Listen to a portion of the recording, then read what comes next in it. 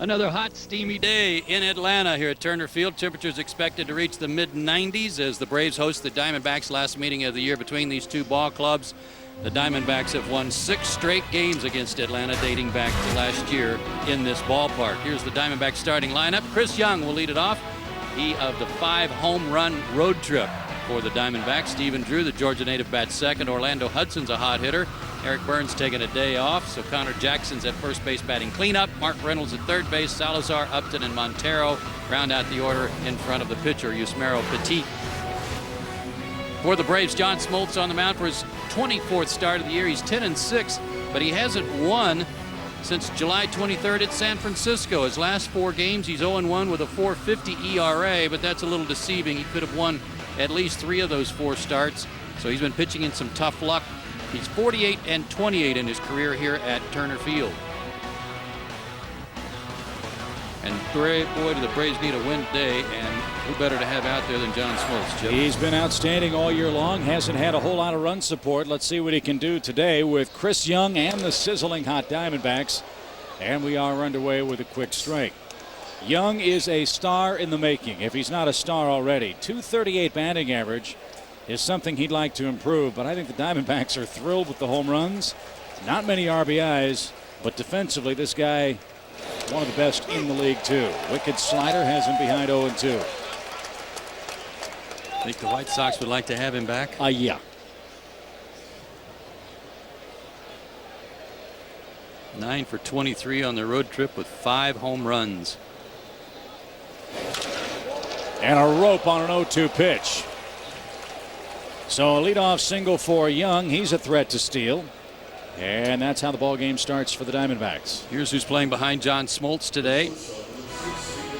In the outfield, left to right, Willie Harris, Andrew Jones, and Jeff Francoeur. The usuals third to first in the absence of Edgar Renteria. Escobar is at shortstop. He's joined by Johnson up the middle. Brian McCann back behind the plate after a night off last night. And that'll bring up Stephen Drew. He's batting second, playing shortstop. 9 homers, 41 RBIs for him this year. You look at this Diamondback club and the polar opposite feature of them with regards to the San Francisco Giants, whom the Braves also saw on this homestand, is the age of the club. Giants, if not the oldest, one of the oldest teams in Major League Baseball. The Diamondbacks' average age barely cracks 23. Plus, they're all homegrown. Yeah. I mean, with the exception of Young, I think Hudson also came from Toronto, but everybody else, boy, they have been producing a lot of good position players. A bunt try, and it's right in front of the plate. McCann will make the throw to first in time. That's 2-3 put out. Drew moves Young up 90 feet for out number 1. You know, Mike Rizzo, in his days in Arizona as the scouting director, did a great job of stockpiling this Arizona organization. Now he's trying to do the same thing for the Washington Nationals, and certainly Bob Melvin has to be thrilled with what his club's been able to accomplish to this point. Well, they have the best record in Major League Baseball since the All-Star break. They are 24-10. That's better than even the Yankees and Phillies, who have played pretty well. They've just been a tough ball club and seem to be coming together at just the right time. Did you pick these guys in the West? I said last night, talking to John Shambi, shame on me. I was talking about everybody but them. I mean, I thought it'd be the Dodgers and Padres battling it out, and I had the Rockies as a solid dark horse, but never even mentioned the Diamondbacks, and look what they've been doing. And I would imagine if you had asked Bob Melvin and their front office people and their broadcast and media types, if they were answering honestly, they would probably say this team may be a year and a half ahead of schedule out west. Has that ball into the right field corner, and that's trouble. Arizona's going to score first. Young comes home. Hudson out of Darlington, South Carolina, has come back to the southeast and put a whooping on the Braves. That is his 5th hit in the series, his 3rd RBI, and it's 1-0. 5 for 10 now in the series, and his 62nd RBI of the year. He usually bats second, but what a luxury for him today to bat third and have somebody else move Chris Young into scoring position for him. And he picked him up quickly, and that's the way they've been playing. They've been scoring early, get maybe 5 innings out of their starter, and turn it over to their solid, outstanding bullpen. That's how they win. Their starting pitching, with the exception of Brandon Webb, has not been exceptional as far as the wins and losses. But you trail these guys after 6, and it's a tough load to carry. Here's Connor Jackson. He's worn out the Braves this year. Jackson 7 out of 16 against Atlanta pitching. 9 homers, 41 RBIs for him. And yes, another homegrown product. Smoltz last start against the Giants. Another no decision. 6 innings, 6 hits, 3 runs. 1 ball, 1 strike. Well, look, we talked about it in the open, and it doesn't really involve John Smoltz because we weren't featuring him, but he and Tim Hudson have been rock solid all year long for Atlanta. If the Braves want to make the playoffs, they can't continue to rely on Hudson and Smoltz to win every time out. It's not going to happen over the final 39 games. Somebody else has to help shoulder some of that burden. Popped into center field. That's playable for Andrew Jones, who makes the running catch. 2 out. Hudson holds at second now for Mark Reynolds. Chip, when you get to the postseason, I think you can get through the postseason. The Diamondbacks themselves proved you can win the World Series with 2 pitchers when they had the likes of Schilling and Randy Johnson. But this last 6 weeks, when you're trying to chase some teams down, you can't just rely on 2 guys. And Smoltz and Hudson can't do it alone. That's why we talk so much about those other 3 guys. They have got to get the job done. And Reynolds up. He hit a tape measure home run in this series. Hit it over the drum, which is in left center field for the Diamondbacks. And he checked the swing but went around to strike. It's the 6th longest home run ever hit in this ballpark, and it was one of those that was hit so high you didn't think it was really hit that far until the outfielders just turned and looked at it. They didn't even bother going to the fence. Yeah, this guy's played so well, and Connor Jackson has played so well at first. There are a lot of folks in Arizona saying Chad Tracy who? And Tracy had a huge year for him last year. When the Braves saw the Diamondbacks late last month, this guy was really struggling. He was striking out a lot, and he still strikes out quite a bit, but what a month of August. He's hitting .420. Fought off a slider to stay alive. Had nothing in 2. Got off to a good start. And then he had some dry spells in the middle of the season, but he's picked it up again.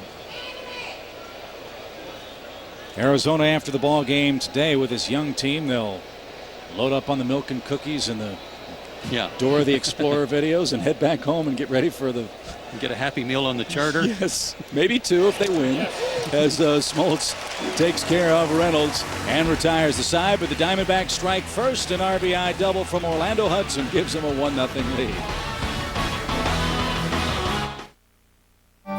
My name is Reginald. I'm a teacher. I'm a military man. I'm a do-it-yourselfer. Very much so a do-it-yourselfer. A trip to the Home Depot is probably a weekly thing. I'll go just to run into an associate and ask him a question. When I finished this project, I felt like I could do anything, actually. My dream is to restore a historical house. Anything's possible. If you think you can do it, it can be done. It can be done. Rumor is that Kenny Lofton's on the move again. Where to now? He's going back to the Dodgers? And in baseball news, looks like Kenny Lofton may be traded to the Boston Red Sox. Inside sources tell me he's heading to New York. Kenny Lofton stuff? Take it to Chicago. No matter what Major League Baseball needs or where, DHL delivers. I hear Lofton's going to Atlanta. Make that New York. It's not Chicago, it's Lofton Boston. may be headed to California. Make that Northern California. Make that Japan. DHL, ground, international, overnight. Customer service is back in shipping.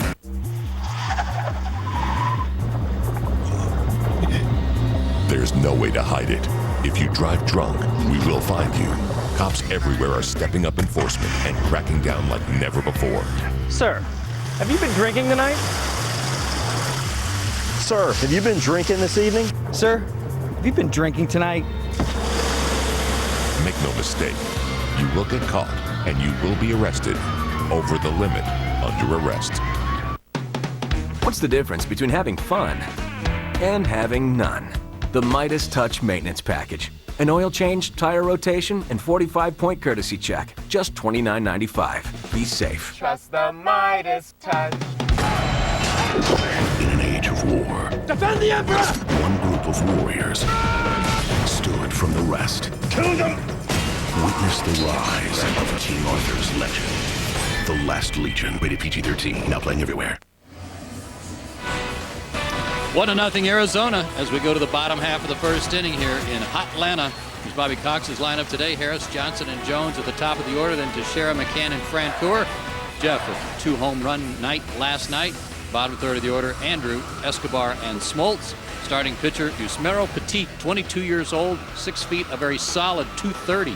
At a very hot Maracaibo, Venezuela. He's 2-3. Got no decision against the Braves on July 27th. Pitched into the 6th inning, but gave up 5 runs, no walks, and a strikeout. So Petit isn't. No. As he goes to work here in the first with a 1-run lead, and that's been a problem for him. His pitches, when they're up, get hammered. Some have said he's a poor man's Livan Hernandez. Lots of deception, lots of movement on his pitches. And when he misses his spots, he gets hit very, very hard. And there's a deceptive pitch for a strike. Right after he pitched against the Braves, he had another start, his last start before today, August 2nd against San Diego, and he got lit up. So they sent him back to AAA, and he's just been called back up from Tucson, where he was 6-1 in his last 7 decisions with the Sidewinders. So he's the best available option for them right now. And only time will tell how much, if at all, the Diamondbacks miss Randy Johnson, who had to have another back surgery when we were back in Arizona in late July. How scary would they be with Webb and Johnson as their 1-2 punch? And Mike Owings. Yeah. Ground ball toward first. That's playable for Connor Jackson, and Willie Harris retired. 4 out, number 1. The problem for Atlanta right now is the offense has been so good lately. This homestand, they haven't exactly been burning it up, but the last 3 days they've had to face Lincecum, then Webb, and then yesterday Owings throws a gem at them. So some ugly numbers for the homestand. Somewhat demoralizing is the fact that the offense think they have to score 8 or 9 runs a game to win. Yeah, and that's the real catch-22. If you look at the starting 8 for the Braves today, coming into this ball game, they were hitting a collective 221 on the homestand. When you don't hit for a high average and you don't get good starting pitching consistently, you're going to have your problems. And the other issue is when you get to the playoffs, if you're fortunate enough to make it, every game you play is going to be against a guy like a Webb or a Lincecum or an Owings. So that's right. And that's why the Braves have got to feast on guys like this. And Kelly Johnson does some feasting. That one will go to the fence. And he will stride into second with a stand-up double. That's his 21st 2-bagger of the year, and that could be the game's tying run.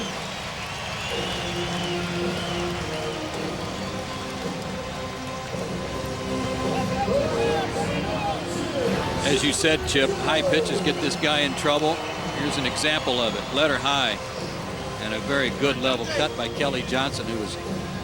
Some guys kind of get your attention watching batting practice, and Kelly got mine today. He was hitting line drives to all parts of the ballpark and gets off to a good start today. That'll bring up Chipper Jones, 4th in the league in hitting at .334, and he's hit 20 home runs. Took a shot at left and skies it that way. Long run for Salazar. He'll give way to Drew at short, and Chipper pops out. And here's the rest of the Diamondbacks defense today. Eric Burns taking the Sunday off, so Jeff Salazar's in left field. Young and Young Upton in the outfield alongside. Reynolds, Drew, Hudson, and Jackson from 3rd to 1st. And Miguel Montero, the backup catcher, gets a start today behind the plate as well. When's Teixeira going to change his coming to the plate music from Jimi Hendrix All Along the Watchtower to the Teixeira song that's on YouTube? It won't be long. It's a great song if you haven't heard it. Runner at second, 2 outs for Tex, and he looks outside. Yeah, a couple of kids from Auburn put together that little ditty about Mark Teixeira. I don't know the exact address, but if you go to youtube.com and type in Teixeira song, make sure you spell his name right. And that's not easy. It'll pop up.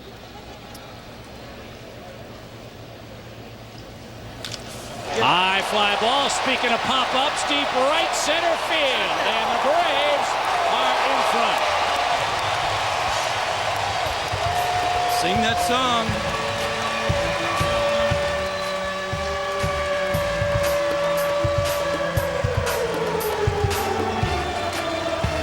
The Braves offense continues to score with frightening regularity with 2 outs. I said Kelly. His 6th home run is an Atlanta Brave, and he's up to 17 RBIs. And look at the location of the pitch, another high one. And for a guy with an uppercut, sometimes that's an automatic pop-up. Well, it was hit high. but it was also hit far. What was that guy in Major League? It's too high. Guy hits that run in Major League. They're sitting out in the bleachers. Oh, yeah. Too high. Too high. Wow, does he get a lot of mileage? That's the 238th two-out run for the Braves this year, and 230 two-out RBIs for Atlanta. And a 2-1 lead as Petit faces Brian McCann. Well, that's a good answer to the first run in the run in the top of the first, I should say, for the offense to come right back and get Smoltz the lead. Whoa! That one skips off the top of the Braves dugout. Hopefully everybody's all right. You heard Bobby Cox hollering, watch out. That bat could have very easily gone into the Braves dugout and rattled around a bit. And Brian will head into the dugout, pick out a new bat.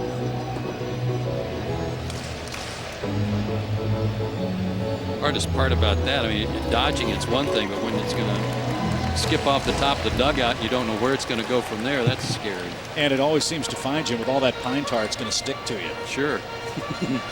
Makes you wonder how in the world he ever left his gloves to begin with.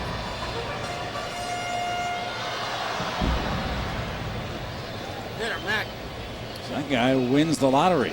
A bruise and a bat, all in one sequence. 2 balls, 2 strikes. Brian had the night off last night, with the exception of a pinch hit appearance in the 9th inning.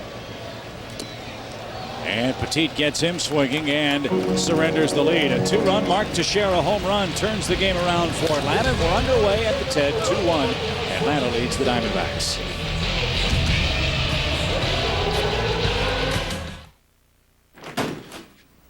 Cuba, try this new Comfort Soft waistband. It's really comfortable. MJ. Michael, thanks for the underwear. I'm wearing your underwear! That you gave me to wear. The Comfort Soft waistband, tagless and wrapped in cotton, only from Hanes. Oh!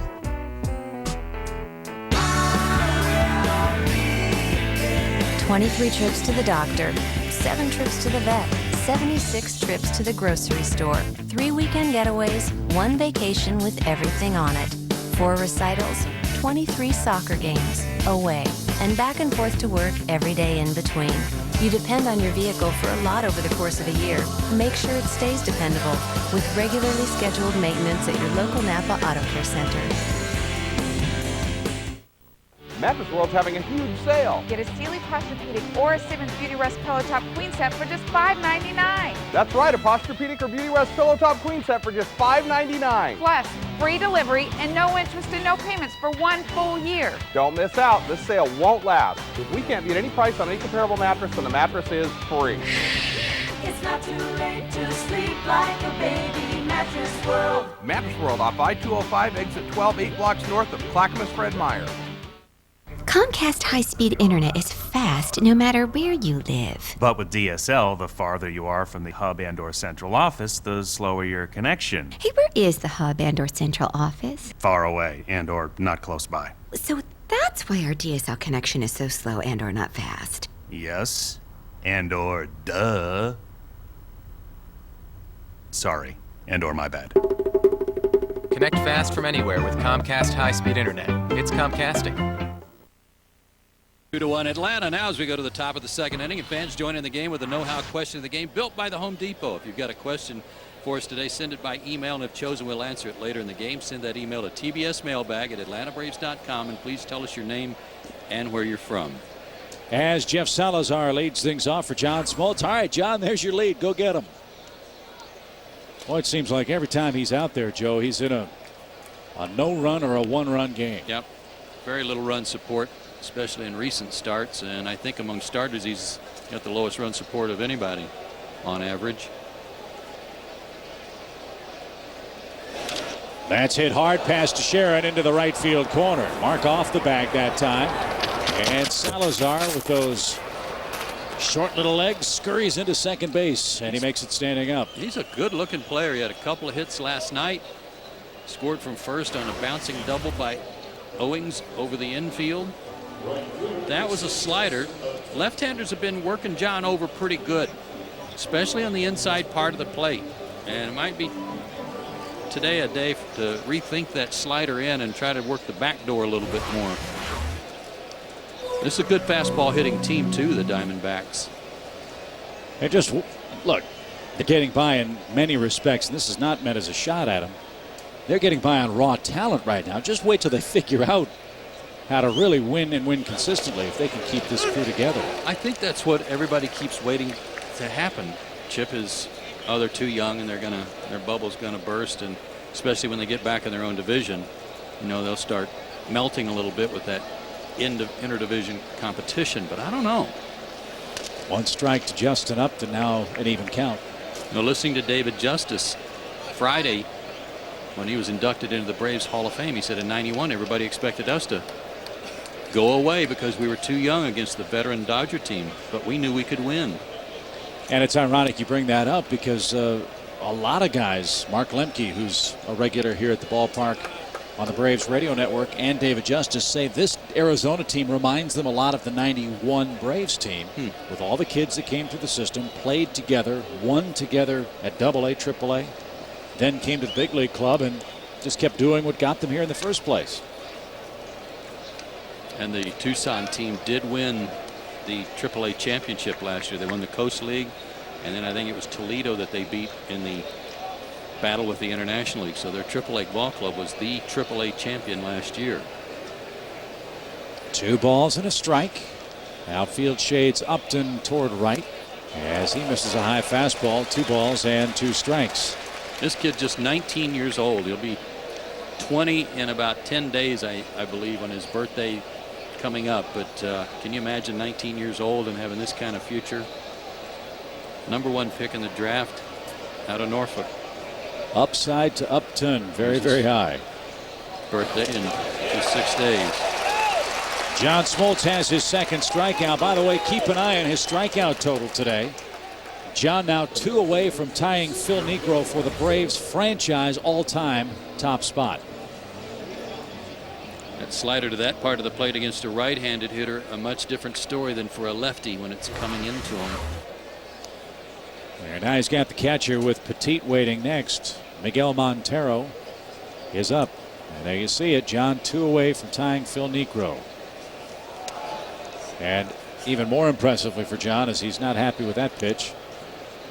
He's knocking at the door of 3,002. Something's not right. That's about the 2nd or 3rd time he's done that and had to take a walk behind the mound. He changed baseballs a couple of minutes ago for no apparent reason, just to buy himself a little more time. Is there a pitch that he throws that makes that shoulder bark more than another? Slider. Slider is? Mm-hmm.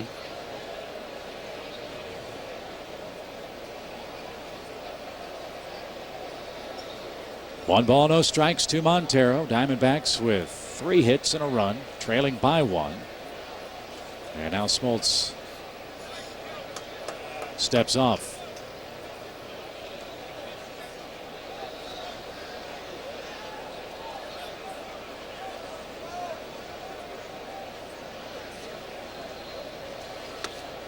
Nothing wrong with that slider. That one's sharp and darting. And that's okay there. Certainly, if you bury that slider down and into the lefties, you get that kind of result. That one he threw to Salazar, however, was just a small breaking pitch that kind of was up, and Salazar was able to turn on it. But when you throw it down and in on their shoe tops, it's virtually impossible. It's all about that location. Ground ball right side will get a man to 3rd. And Salazar stands there as Montero rolls out. Now it's up to Petit to help himself here. And I think the Braves have seen enough of opposing pitchers helping themselves for one series, huh? How about Micah Owings last night? I mean, it was, I think back to that first game that Jeff Francoeur played here in front of the hometown and how exciting it was that he hit a home run. The place goes crazy. Well, in a slightly different sense, I mean, that was the same type of atmosphere for Owings last night coming back to Atlanta. Yeah, he's from Gainesville, Georgia, went to Georgia Tech, and pitching for the first time in this ballpark, put on an unbelievable show. 2 homers, 4 hits, 3 extra base hits, 4 runs, drove in 6, and oh, by the way, fired a nifty little 3-hitter. Yeah. Have a night. Here's a look at some of that damage. on Buddy Carlisle.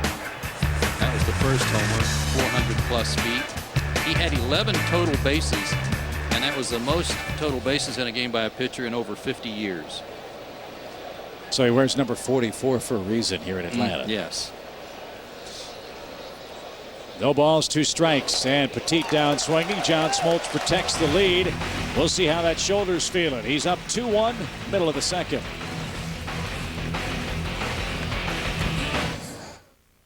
Crazy, man.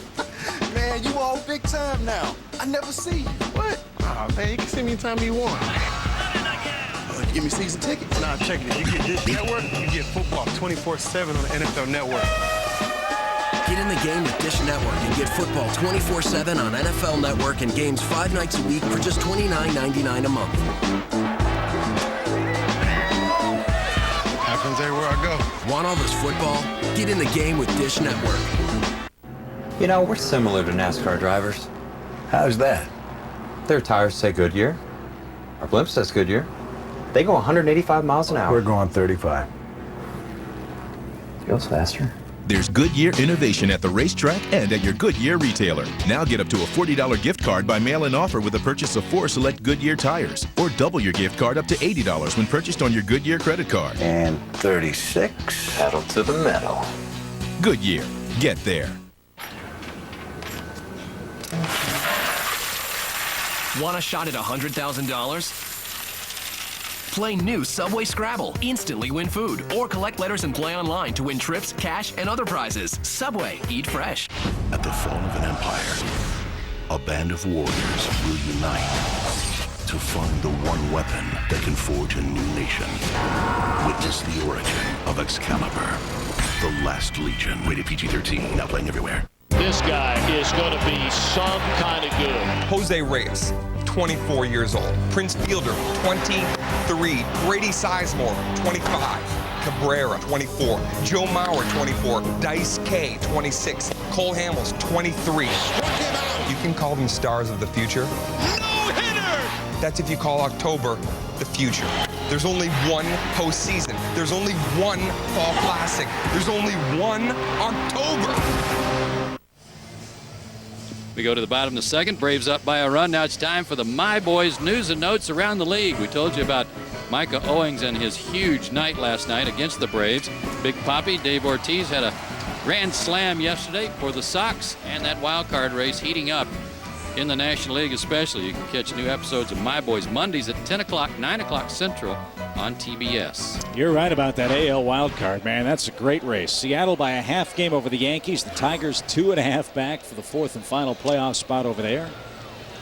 As Frenchie goes to work after a great night last night with a couple of home runs. Mariners only 2 games behind LA in the AL West. Cleveland a game and a half over the Tigers, and the Yankees still lurking 5 behind the Red Sox. That's enough to make the folks at Fenway just a little bit nervous here with the 3rd week of August almost complete.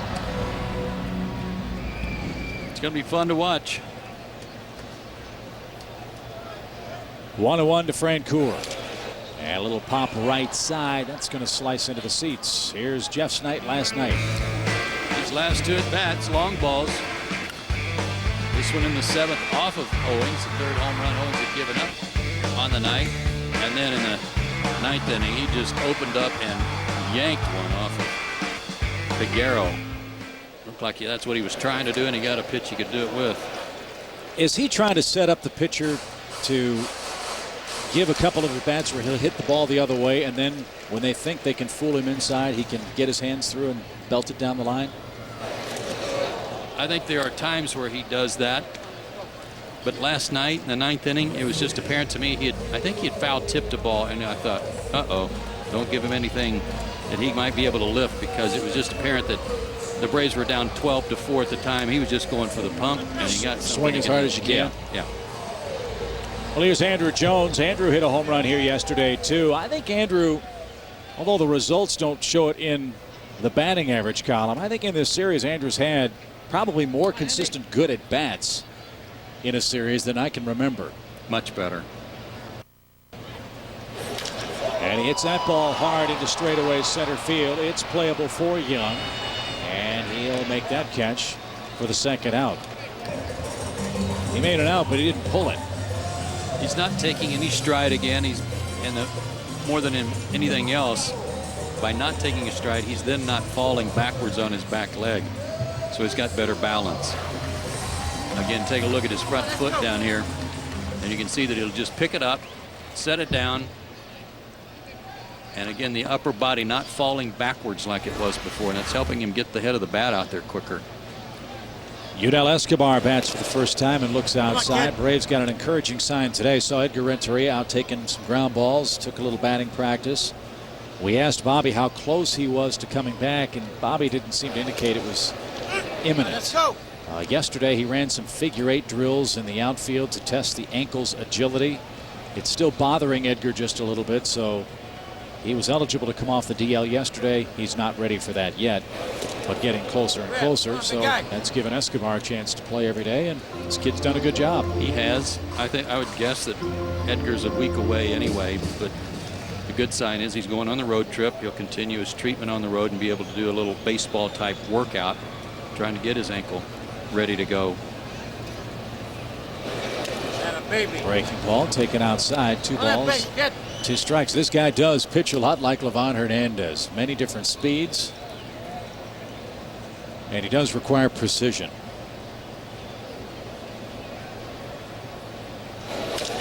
Line down the right field line, and that stays fair. It's trouble. It is. Escobar around first. He's on his way to second. 3 hits for Atlanta, all of them extra base hits. At the very least, it clears the pitcher here and allows John Smoltz to bat with 2 out. They wanted this pitch inside, but it was down and away, and that is tailor-made for Yudel Escobar, the way he likes to go to right field. Another mistake on location for Petit. By the way, we've had fans asking us what's up with Julio Franco. He played in Rome last night, had a hit and had a stolen base. Go Julio. Yeah, Julio's down at the Braves Class A affiliate, staying in shape for the September call-ups.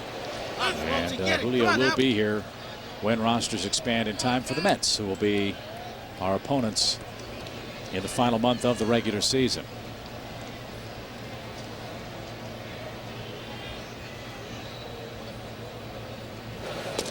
I'm going to guesstimate that it's been about 28 years, maybe 29 years since Julio played in A-ball. I'll look it up. I'll bet you're right. Who was president back then, for crying out loud?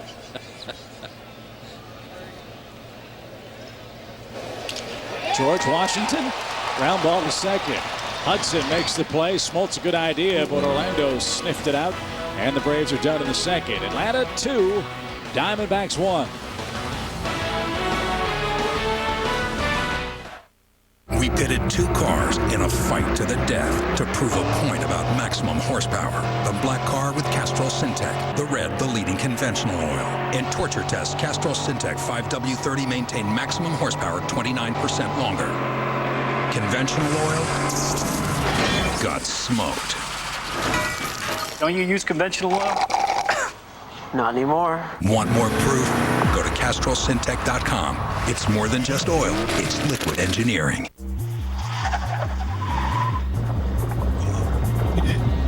There's no way to hide it. If you drive drunk, we will find you.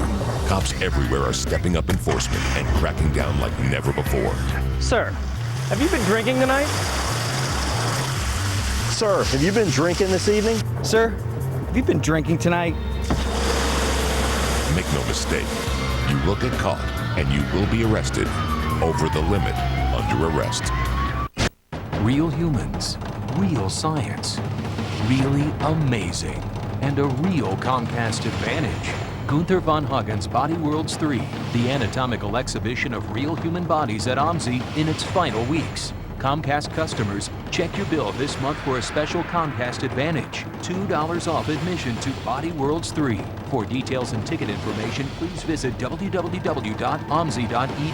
Presented by Oregon Health and Science University. Hi, I'm Kirk with the brake team.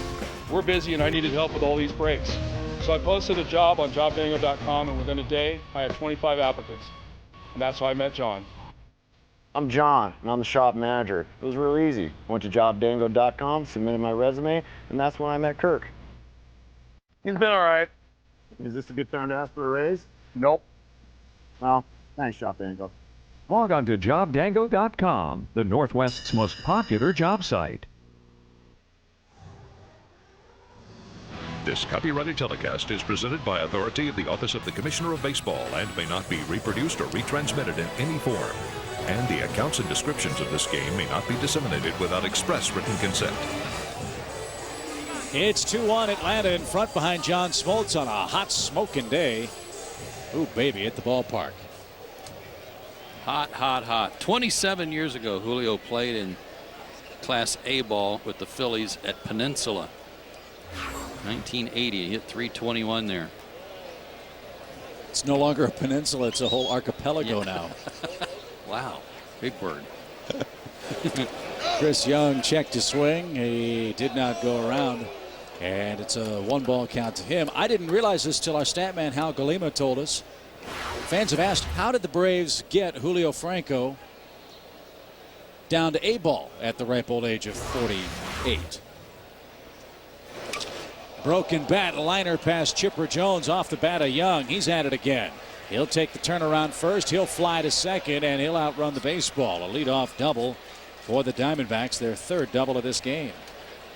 But Julio Franco apparently had never used any of his minor league options throughout his professional career. That's amazing. That's hard to believe. But a bonus. Take advantage of all the little hitches that you can to try to save a player. Now, for fans who don't understand, how do the options work? You get 3, correct? You get 3. And that means a team can send you up and down to the minor leagues any number of times for one calendar or baseball year. Right. Hard hit ball to second from Drew. Good fundamental play. Tying run to third, 1 out. And you can do that 3 times. Yeah, if you get called up and sent down 3 times within one season, that still only counts as 1 option. But after 3 years, you're out of options, and if a team wants to send you back to the minor leagues again, you have to go through waivers to see if anybody else wants you first. Which is the case for Atlanta and Scott Thorman, for example. Right. Scott is a young player who is out of options, and obviously the Braves don't want to risk losing him to another club. That's why he's still on the roster. As Orlando Hudson's up, tying run 90 feet away for the Diamondbacks. He's already doubled in today's game.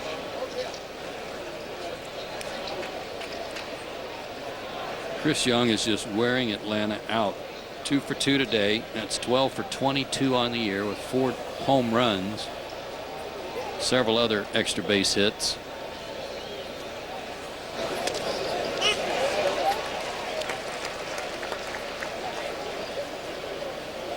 Got to try and figure out some other way to pitch Chris Young. Tell him what's coming. That might work.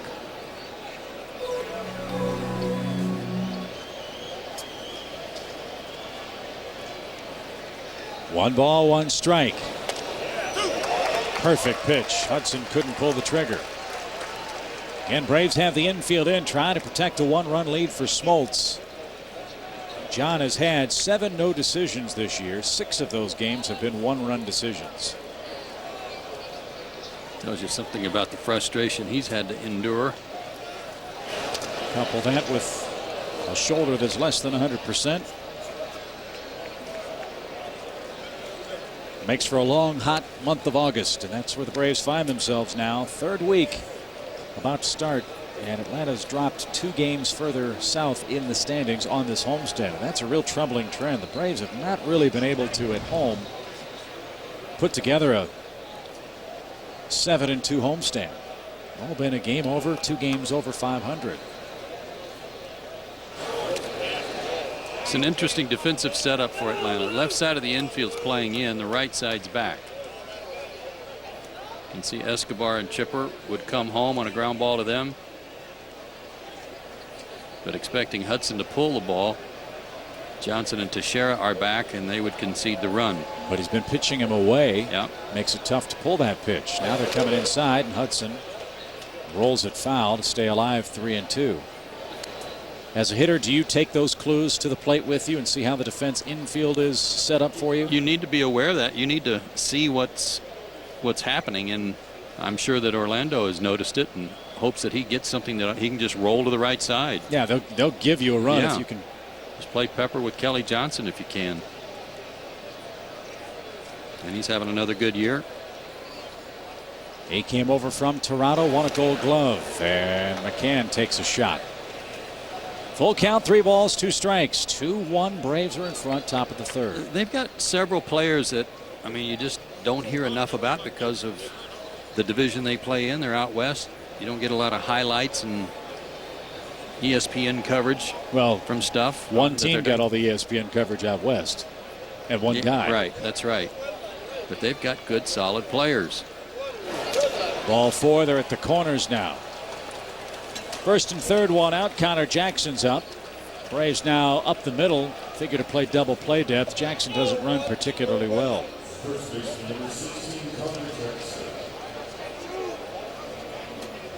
Well, new ownership, new management in place, new players, new team colors. They really are trying to turn the page from the Jerry Colangelo era in Phoenix. The ball club's still left with a lot of deferred money that they have to pay. And that's why you're seeing all these young players come up through their system. If they want to survive economically, these kids have to play well, be competitive until all that money comes off the books. Yeah, that's going to be a while. Yeah, it's not going to be for a while. And it's a heavy weight around the neck of the organization. Deferred money to players like Matt Williams and Jay Bell and others who were on that World Championship team. Russ Ortiz. But the term you just used was the key. They did win. They did win a World Championship. Striked Jackson 0-2. Was it worth it? It was to the ownership group that gave that money to the team, or to the players. They mortgaged the future for an attempt to win it. Smoltz really battling today. First and third, a 2-strike pitch to Jackson, and he didn't offer at the slider. And that's what you got to keep firing. You can show this guy a fastball, but preferably up and out of the zone or off the plate outside. He'll chase the slider, but he's a good fastball hitter too. 7 for 17 against Atlanta. He's feasted against the Braves pitchers. Wicked pitch. That's strikeout number 4, and that ties him with Phil Niekro, 2,912 on the all-time list. And John knows that. That baseball will go to the trophy case. Pretty select company right there,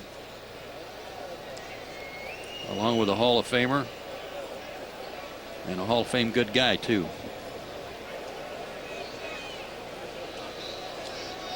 So let's see if he can make Reynolds 29-13, and in a 1-run game he'd be first among many on the strikeout charts for the Braves. And a good start. He wants it now.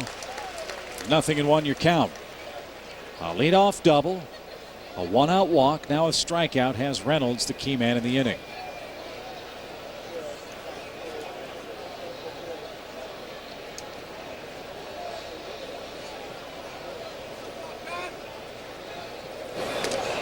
Maybe not so much in recent years, but when people think of John Smoltz in his career, they think of strikeouts and power pitching.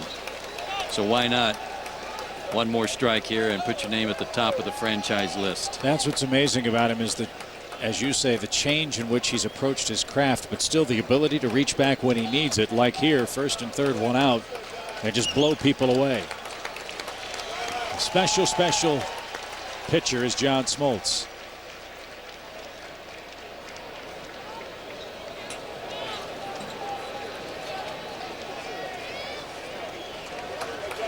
Reynolds with 86 strikeouts, 87 with his strikeout today, 251 at bats. 1 ball, 2 strikes. Were the game situation not what it was, how apropos would it be for John to break out the knuckleball for the record setter? Wouldn't that have been something? Yeah. But you can't afford to do that, protecting a 1-run lead here. How about a little history right here?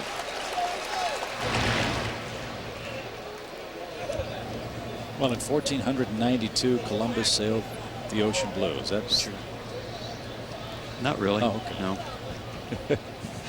McCann out in front of the plate with the defensive lineup for the Braves.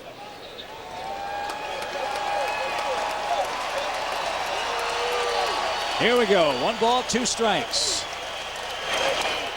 Runner at second goes. They're going to try to steal a run, and they're going to do it. The throw goes through to second, and Young steals home to tie the game 2-2. How about that play? The double steal. 20th of the year for Young. 7th of the year for Hudson. Good pitch for McCann to throw on. Kelly came up to get the ball, but his throw was off the mark. You know who else did that yesterday? The Detroit Tigers tried against Roger Clemens. Roger Clemens intercepted the throw to second and ran down Brandon Inge at third base to tag him out on a double steal play. And there is the History Center for John Smoltz.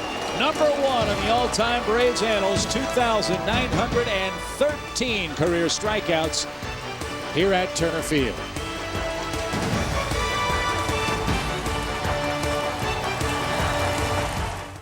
At eHarmony, we match you across 29 dimensions of compatibility. And right now, not only can you log on to eHarmony.com and get your personality profile, you can also review your matches all for free. Aren't you curious to see who you would be matched up with according to compatibility? He loves me. Heat out there a little bit longer than he would like.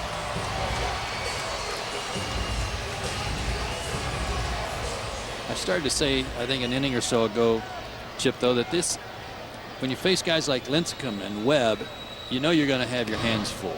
They're good pitchers. They got good arms. You got to battle and scratch for runs. Last night, Owings was on. He obviously had everything working at the plate and on the mound.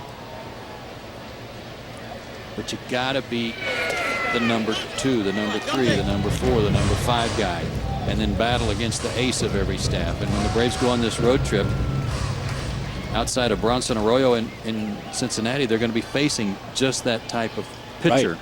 You got to beat up on those guys.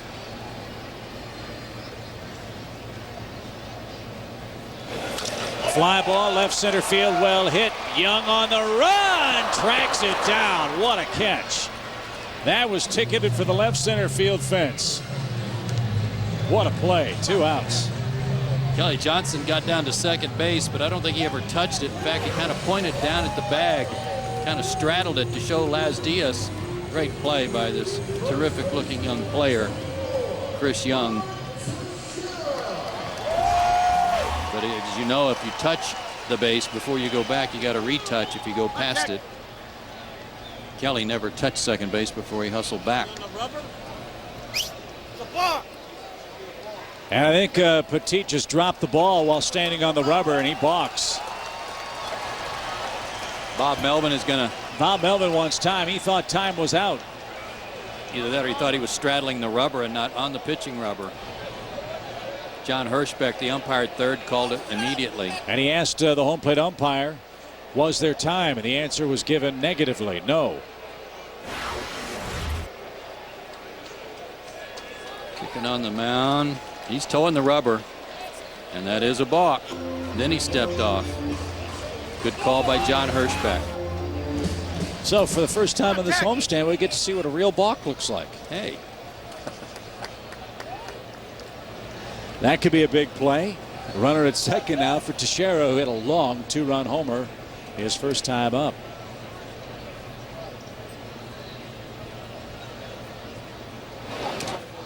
And that's way outside for a ball. Boy, Petit really telegraphed that change up. He slowed everything down and all but yelled to Mark that here comes a changeup.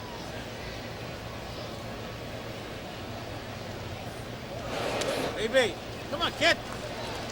It was his last at bat, gave the Braves a lead. High fastball launched into right center field.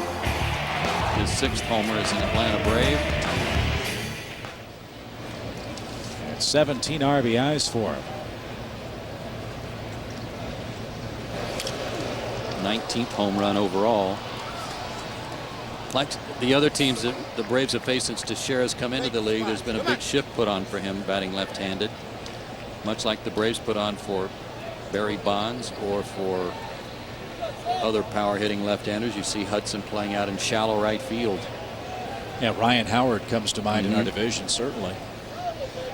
2 balls and a strike. Breaking ball taken low, 3-1 your count.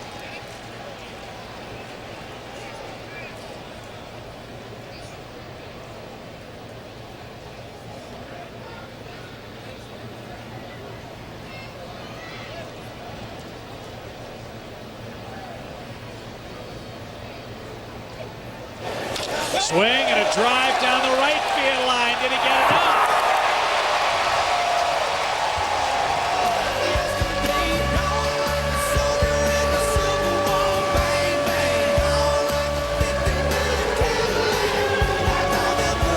Two 2-run homers for Teixeira.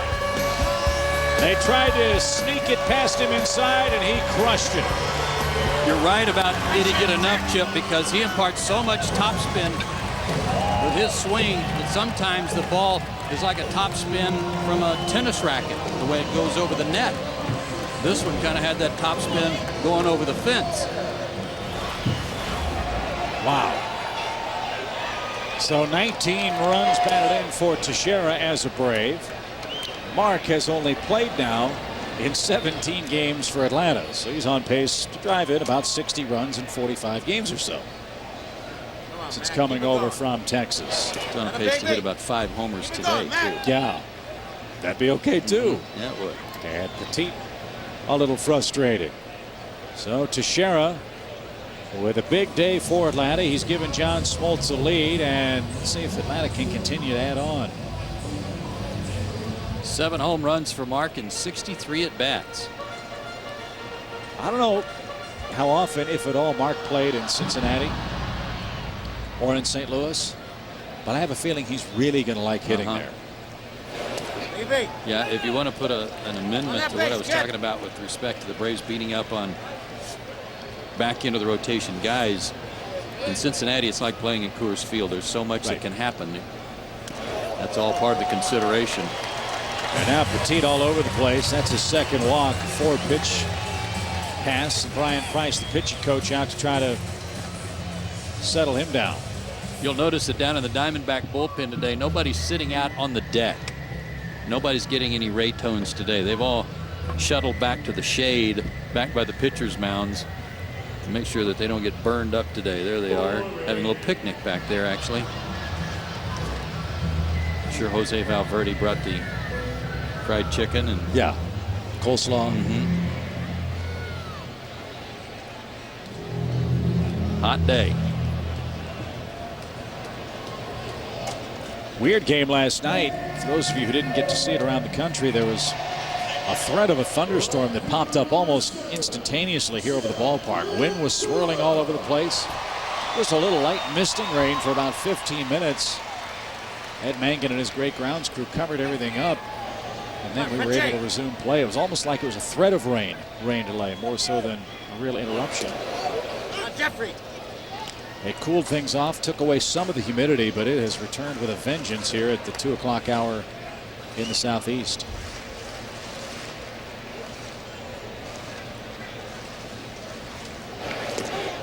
All right, come on. 0-2. They're not giving Jeff much to hit in terms of trying to pull the ball today. Sliders away. So far, he hasn't caught up to one. Going outside again. And that's what I would do. I would hold Brian McCann close, because you never know. On a hot day, wasting throws. Come on. Tipped and caught, and that'll retire the side, but a walk and a long 2-run homer from Mark Teixeira gives the Braves a 4-2 lead after 3 in Atlanta.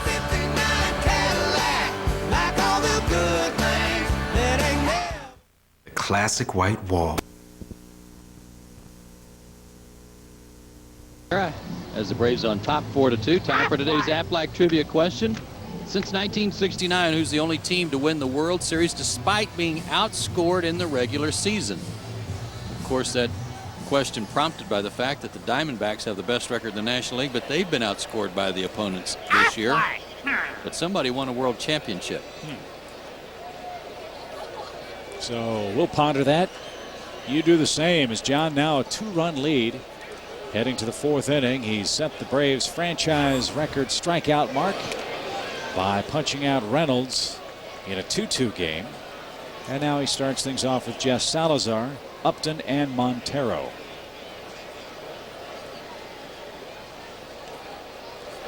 I don't know if that's a deceiving stat or not, that run differential stat. I know it's one that a lot of baseball guys use to predict wins, the position in the standings, because ultimately, if you're going to win, you have to outscore your opponent consistently, you'd think. Ground ball, diving stop, Chipper scrambles up, throws him out, 1 down. We'll expound on that in a moment as Chipper Jones makes a terrific play, and we send it back to Mark Fine. Hi, Mark. Hey, guys. Issues continuing for Dontrell Willis. And Dontrell, well, he won last time out, but lost in the 9 previous decisions. And Ray Durham, 10th home run of the season for him, 2nd in the game for San Francisco. They lead it 3-0. Guys. Okay, Mark, thank you very much. We'll see the Marlins at the end of the upcoming road trip in a week and a half down at Dolphins Stadium, which you figure will be all chewed up from preseason football. But the way the Diamondbacks play, Joe, they're a club that they'll win 2-0 or 1-0 or 5-4 and then get blown out 14-0. So their run differential is a little deceiving. Exactly. Yeah, I agree with you. They're 1-run wins more than anybody in Major League Baseball. They win. Their bullpen is a large reason for that. They're so good. But you think about I think it was the 1960 World Series, the Yankees and the Pirates. And the Yankees beat the Pirates 3 games, and they were just clobbering them. Right. You know, double figures, just smoking them. And then the Pirates were winning the 2-1 games, and eventually won Game 7 on Mazeroski's home run in the bottom of the 9th. But it would look like a huge mismatch because the Yankees were just outscoring and clubbing the Pirates pitchers for 3 games. And so the moral is you only do have to win by 1. Yeah. Upton late, 3 balls and 2 strikes. But can you, obviously it's been done before, but can Arizona have a successful postseason, assuming they get in, winning that way? I think they can if somebody other than Brandon Webb steps up and pitches well. I mean, their rotation features Webb, who may back up his Cy Young Award again this year. 42 straight scoreless innings for him. Doug Davis is 10-10 with a ERA under 4, but in 25 starts, only 150 innings. Yeah, but the thing about Davis is he started off 5-10. Now he's 10-10. So he's rattled off some good games in a row. Saw Livan Hernandez in the dugout. He's another guy. Those games the Yankees won, Hal looked it up for me. In 1960, they beat the Pirates 16-3, 10-0, and 12-0, and lost the series 4-3. So 38-2. Is that what that is? 38-3, excuse me. 38-3. They outscored the Pirates. Georgia grad, sorry. 38-3. But lost the series. And Smoltz has another strikeout. That's his 6th today. Upton is retired for the 2nd time swinging. Base is clear for Montero. How many times have we seen this? Some young kid comes up and certainly has the credentials to be here, as Upton. But all of a sudden they run into John Smoltz and he takes him to school with that slider and now a good fastball. 2 strikeouts in a row, the kid. And you were making the point about Petit dominating down at AAA. Guys dominate at AAA and then get to the big leagues. A 95-mile-an-hour fastball in AAA and a 95-mile-an-hour fastball in the major leagues. What's the difference? Guys that can catch up to it. About 8 in that Braves lineup right now that can catch up to that good fastball. You don't run into that much in AAA. Maybe one guy that you kind of pitch around, but you begin to question, what am I doing wrong if you're Petit? Last 2 starts in the big leagues, I've been getting smoked. I go down to AAA and I'm wearing those guys out, come back with a lot of confidence. But it doesn't translate, especially when you try to throw a good fastball at the letters, and he's been up today. 2 strikes to Montero. 3 strikes to Montero. That's 7 for John Smoltz. Keeps momentum in that Braves dugout. He's up 4-2.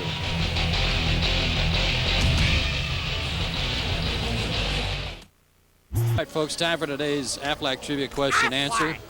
Thank you. Since 1969, the only team to win the World Series despite being outscored in the regular season. I'm going to go with the '85 Kansas City Royals. Pretty good guess. I was wrong. The 1987 Twins scored 786 runs. They allowed 806, a 20-run differential. But they had the air conditioning blowing out, ironically enough, every time they were up. It's amazing, those weather patterns at the Metrodome. Here's Andrew Jones. He flied to center his first time up. Come on, Andrew. Keep adding to the lead.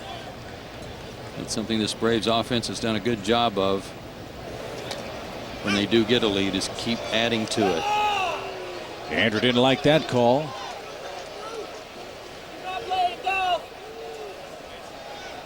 First funny look and question mark for Wally Bell today. He's doing a good job.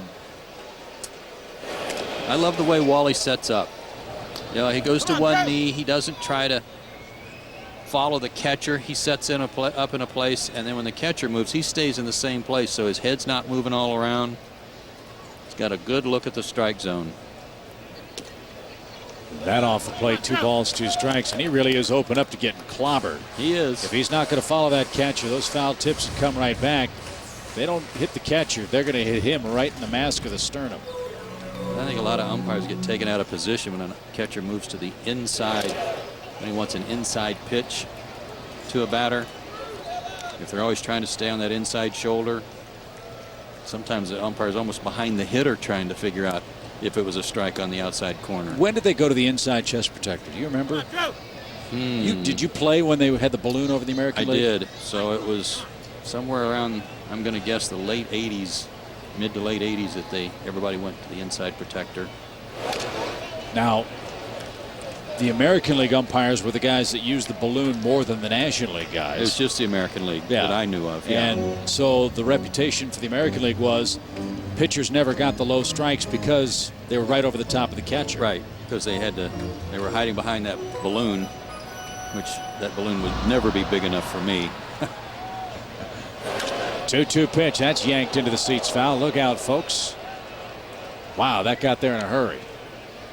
But when you watch Wally set up from the center field camera, doesn't it make sense to be right behind the point of the plate so you can see both sides, have a balanced look, as opposed to moving with the catcher wherever he goes?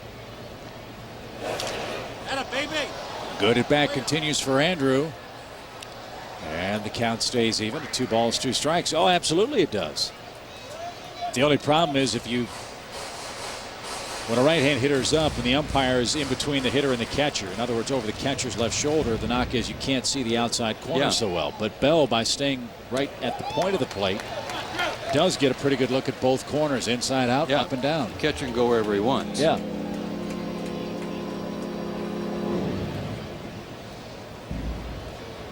Good at bat for Andrew. This will be the 11th pitch of the sequence. And this pitch popped up into that high summer sky. Drew at short. Makes a 2-handed catch. And there's your first out. That's something they don't have to deal with at home. Diamondbacks with the retractable roof on bright sunny Sundays. That roof is closed, so they don't have to fight the sun. They don't have to fight much of anything at home. They're 37-23 at Chase Field, and they head home next. Milwaukee and the Cubs will be the next clubs to enter the desert. Come on, let's go. Several players from the Braves have talked about how they've got to get going themselves. There's a drive by Escobar. How far is that one going to go?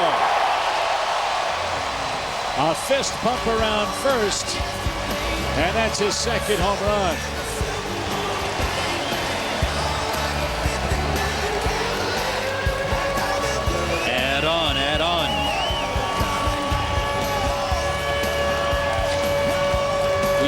the time, Chip, that Escobar likes to go to right field. That's where his swing is tailor-made for. But if you give him something or make a mistake inside, he can turn on the ball. And that was what happened here. It was like a backup slider.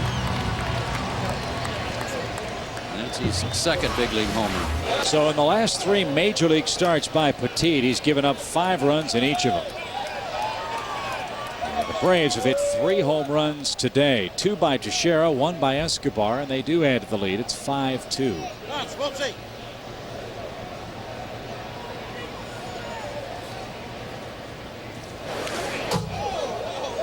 Wow, John Smoltz with a vicious rip. Don't swing too hard. I don't know how those 40-year-old obliques react to that. Yes, I do. Yeah. That's not good. Don't we all? A little fly ball right center field that Young's going to catch for out number 2. At this stage of my life, I'm just happy to have obliques. 2 outs. And Willie Harris is up. Willie, by the way, in commanding fashion, absolutely destroyed Jeff Francoeur in the sing-along contest on the high-definition scoreboard. I mean, it was almost 4-1 in favor of Willie Harris as far as the fan voting was concerned. Yeah, Jeff was getting a lot of counseling in the dugout. Willie. Please don't leave me, girl. Don't you go. Ain't too proud to be, baby, baby. Please don't leave me. That was the great part of the combo. That's pretty good. I don't know if our audience can stand Francoeur's. Oh, I'm sure they'd love to see it. Bryan Adams impersonation. Jeff even had a bat in his hand playing a little air guitar. Boy, come on, Willie. Yeah, he needs the Guitar Hero PlayStation game. He's got to work on his, his moves. Yeah. Seemed like he was fighting laughing the whole time he was singing, so that was kind of hard. That's half the fun, man. Ground ball toward first, funny hop. And it's past Jackson into the corner. Willie ain't too proud to beg for 3. He's going to try. Relay throw is not in time.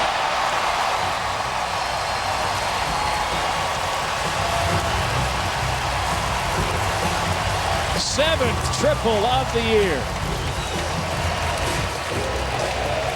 Looked like Jackson was going to make a play on this and rob him of a hit. Nice pitch, but he just turned on it. And then as Jackson was diving for it, the ball came up real hard and over his glove and then rattled around in that corner. Good hustle. Well, it's got to drive you nuts. You played first base. You think you've got the ball squared up, and zip, it's right past you, and there's nothing you can do. And it turns into a triple instead of an out. That's what hurts. And now Kelly Johnson with 2 outs tries to add to a 5-2 Atlanta lead. Watch Jackson here make a nice crossover step. Thinks he has it, and then reaction's not quick enough to try to knock down that bad hop.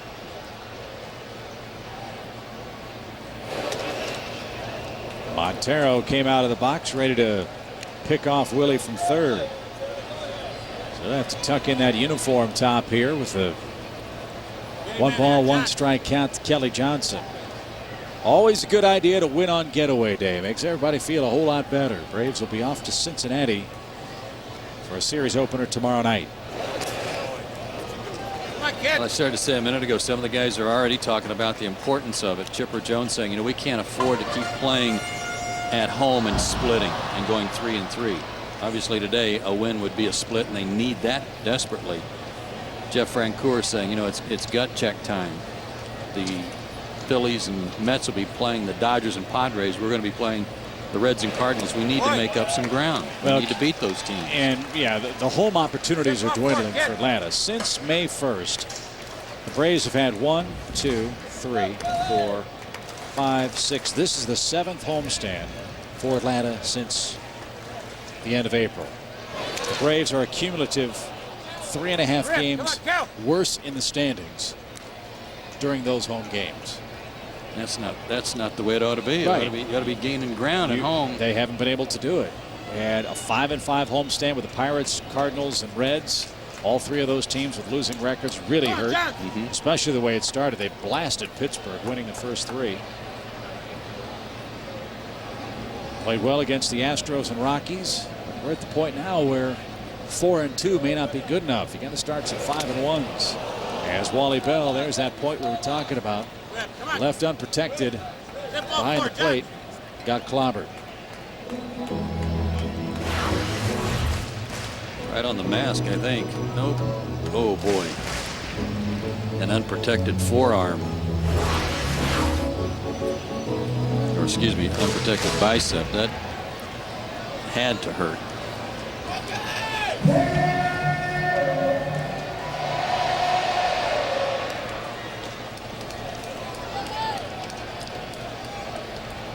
Petit really laboring today. This will be his 79th pitch. And it's smoked into center field. Young with his back toward the diamond. Turns, and that ball is in play. It'll be a double. Kelly Johnson with a couple of doubles adds to his RBI total with his 61st. It's a 6-2 score. Bobby Cox thought for sure that ball was over the yellow line and ricocheted back. We'll have to take another look. Hard to tell on watching it live because it came back so sharply. Looked like the yellow line to me. See the ball right above it? Yeah, that hit on this side. So he missed a home run by about 6 inches, and the Diamondbacks are going to take Petit out of the ball game. He has really been shelled in this game. Braves with 6 runs and 7 hits. In fact, all of Atlanta's hits to this point are extra base hits, and we send it back to Mark Fine. All right, thanks very much, Chip. Time for us to now check in on the American. Has its mysteries. Is the boogeyman real? Why are you so obsessed with the boogeyman, Tommy? Every family has its secrets. He's come back for his baby sister. Every legend Michael? has its beginning. Are you saying Michael did this? Halloween. Rated R. In theaters August 31st. You know, we're similar to NASCAR drivers. How's that? Their tires say Goodyear. Our blimp says Goodyear. They go 185 miles an hour. We're going 35. It goes faster. There's Goodyear innovation at the racetrack and at your Goodyear retailer. Now get up to a $40 gift card by mail-in offer with a purchase of 4 select Goodyear tires. Or double your gift card up to $80 when purchased on your Goodyear credit card. And 36. Pedal to the metal. Goodyear. Get there. Well, all 7 Atlanta hits have gone for extra bases in today's ball game, and that continues a trend that they started last night. As you see the defensive change for the Diamondbacks, Jeff Cirillo in at third. He'll hit 9th for the Diamondbacks. And former Brave Juan Cruz on for the 40th time. Another guy that's been a key part to their bullpen, doing some long relief and just a .218 average against him. Very good record and ERA. And they really have kind of the same dilemma, if you will, with the back end of the rotation the Braves had. There are some in the Arizona area who say Juan Cruz ought to be starting. Well, he has started before, and at times he's been brilliant. But if he starts, he weakens a big strength of your ball club, which is their middle relief corps from the 6th inning until Valverde in the 9th. So what's a manager to do? Wicked slider from Cruz evens it up. I'm not sure I would mess with anything that's working right now. I mean, everything seems to be working just fine for the Diamondbacks. Cruz last outing, talking about long relief, 2 2/3 innings, just 1 hit, no runs, 5 strikeouts against Florida.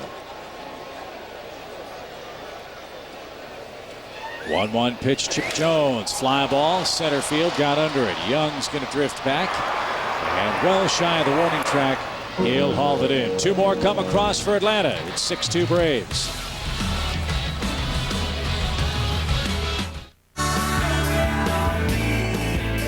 "23 trips to the doctor, 7 trips to the vet, 76 trips to the grocery store, 3 weekend getaways, 1 vacation with everything on it. 4 recitals, 23 soccer games, away, and back and forth to work every day in between. You depend on your vehicle for a lot over the course of a year. Make sure it stays dependable with regularly scheduled maintenance at your local Napa Auto Care Center. This painting season, you've got a lot of stuff to paint, but not a lot of time. The Wagner Power Painter with innovative lock-and-go cartridges lets you go from staining to painting in a snap. Wagner, paint fast, paint smart. Cuba, try this new Comfort Soft waistband. It's really comfortable. MJ. Michael, thanks for the underwear. I'm wearing your underwear! That you gave me to wear. The Comfort Soft waistband, tagless and wrapped in cotton. Only from Hanes. Oh! Rumor is that Kenny Lofton's on the move again. Where to now? He's going back to the Dodgers? Any baseball news? Looks like Kenny Lofton may be traded to the Boston Red Sox. Inside sources tell me he's heading to New York. Kenny Lofton stuff? Take it to Chicago. No matter what Major League Baseball needs or where, DHL delivers. I hear Lofton's going to Atlanta. Make that New York. It's not Chicago, it's Lofton Boston. may be headed to California. Make that Northern California. Make that Japan. DHL, ground, international, overnight. Customer service is back in shipping. In an age of war, Defend the Emperor! one group of warriors stood from the rest. Kill them! Witness the rise of King Arthur's legend. The Last Legion. Rated PG-13. Now playing everywhere. Braves TBS Baseball. Brought to you by Napa Auto Parts. Napa, get the good stuff. And by Wagner. Paint fast, paint smart.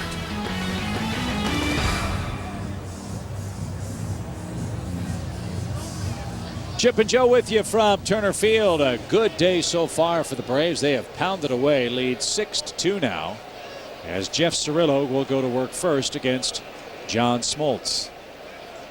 John with 7 strikeouts in the game gets a quick pop-up.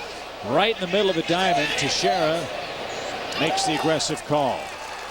John Smoltz was thrilled to hear him call for it, too. He was looking right up in the sun, didn't know how high it was and whether or not he would have to make the play on it. And at least to this point, I've never seen a pitcher go out there with flip-down sunglasses. No. No. The only flipping they want to do is a few curveballs every now and then. Let's see how they work this guy now. Single and a double a day. He scored both of their runs. He's just wearing out the Braves. Right down the middle. Starting with a fastball. I can't believe he didn't swing at it. He's usually a first pitch swinger. He may have been guessing slider.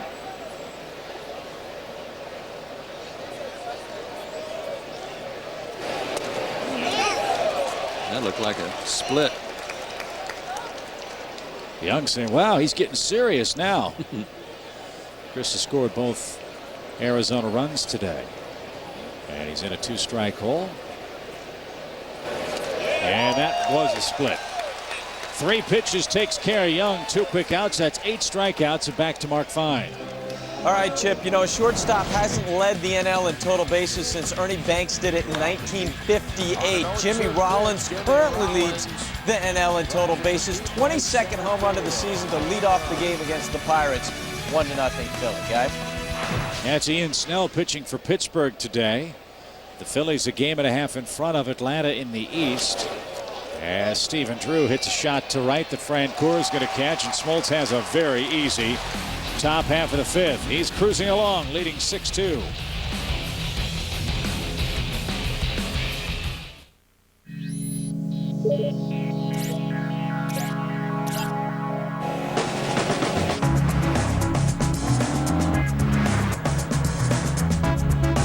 It takes a certain kind of person to appreciate this level of performance and technology. We like to call them Type A's. Don't miss the Acura Chance to Advance sales opportunity. Acura. Advance. Take advantage of attractive lease rates on 2007 Acura models for well-qualified customers. Millions of people have faced the same difficult challenge and succeeded. They quit smoking. If you decide to quit smoking, Get a free copy of the Quit Assist Resource Guide. It points the way to many sources of expert quitting information, including tools and tips that have worked for others and may work for you. The Quit Assist Resource Guide. For a free copy, call or log on through philipmorrisusa.com. No matter what the label looks like, no matter how you say it, one beer is the perfect choice at any corner bar in any corner of the world. Reach for the perfect balance of flavor and refreshment. Budweiser. Open.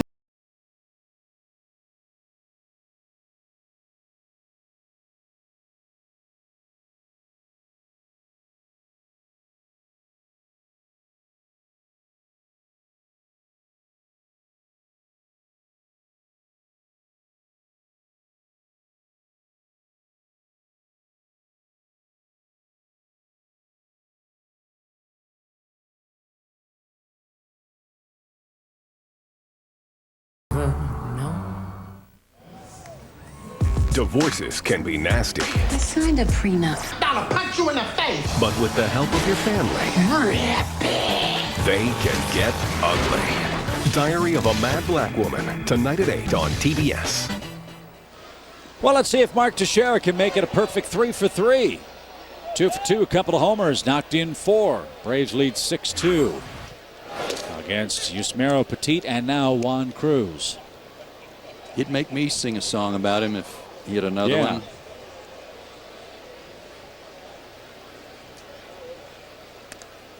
That slider's upstairs. 1 ball, 1 strike. Here you go. The National League, it just ain't fair. You and our Braves got Mark Teixeira. Make a mighty nice pair of. Let's make it a trio at Mark Teixeira. Pretty good stuff. Yeah. Now those guys are coming to the ballpark, right? Yeah, as guests of Francoeur. He's going to leave them some tickets, and then the story is that the Braves want him to perform out in the center field plaza. Crazier things have happened. They've become stars on the sofa of their dorm room. I'm sure their parents are so proud. We've spent $45,000 in tuition, and here they are, already on national TV. Yeah. 3 balls, 2 strikes, with the bases clear and nobody out. Leadoff walk.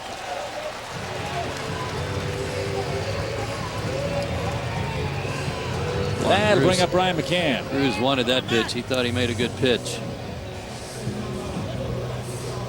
Mets are in action today in Washington, and Willie Mo Pena has just hit a home run for Washington. They got him from the Red Sox for a player to be named later. So they lead 2-1 over El Duque, middle of the 4th inning at RFK Stadium. Mets have opened up a very comfortable lead in the East all of a sudden. Mets now 4 ahead of the Phillies, 5.5 ahead of Atlanta. And as I understand it, our pal Ryan Langerhans has been designated for assignment by the Nationals. Yeah, a 182 average in 86 games for Washington. So hopefully Ryan will get picked up by somebody. He'll get hopefully another chance to resume his major league career. As you see the East stacked up. Again, the Braves really had high hopes for this homestand. They knew the pitching was going to be tough with Arizona and San Francisco. The Braves started this thing 3.5 out. They're 5.5 out with 1 to play. 6 back on the loss column. That's why today's game is a big one. Oh, nice play by a fan who brought his glove today. Good catch, sir. Wow, lefty. Nicely done. That's why today's game was so important to leave town with a split on the homestand. Fisted deep short. Long run, Drew can't get there. The ball kicked away from him. Heading toward third, Teixeira. The throw is in time. Great hustle by Wally Bell, the home plate umpire. Look at how seamlessly that umpiring crew rotated. You had Laz Diaz covering the plate. You had Hirschbeck out to make sure the ball wasn't caught. That was some outstanding umpiring. And a good recovery here by Stephen Drew, who didn't panic, and then he made a very strong and accurate throw to Jeff Cirillo for the out. Teixeira tried to take the extra base. Good hustle, but a perfect throw got him, and there's the home plate umpire making the call. And you saw Diaz in that shot, streaking in from first to cover the plate, knowing where Bell was. So if the ball had gotten away from third, he was ready to make a call on any potential play at the plate. Just an excellent bit of coordination, I think. No balls and a strike. Here's the count to Francoeur. Jeff has struck out twice. And that's way upstairs. 1 ball, 1 strike. Let me correct myself. That was Adrian Johnson, the umpire at first covering the plate. Laz Diaz is out at second base, and he was right where he should be. So good work by all of them. Yes, sir.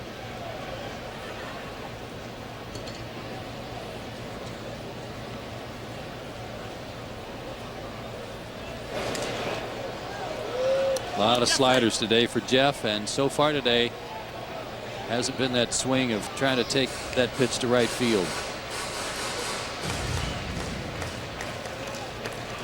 Struck him out with a fastball his last time up, but only after he'd been set up for it by a lot of sliders. Big lead for McCann. There we go. 1 ball, 2 strikes. There's a shot, right? Look out, folks. That one ricochets into the Lexus level. Yikes.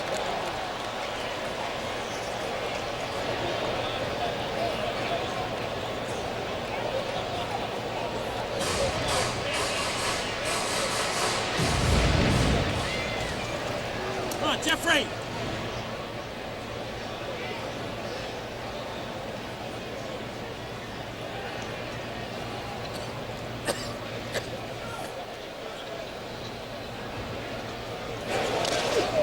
Good stop, Montero.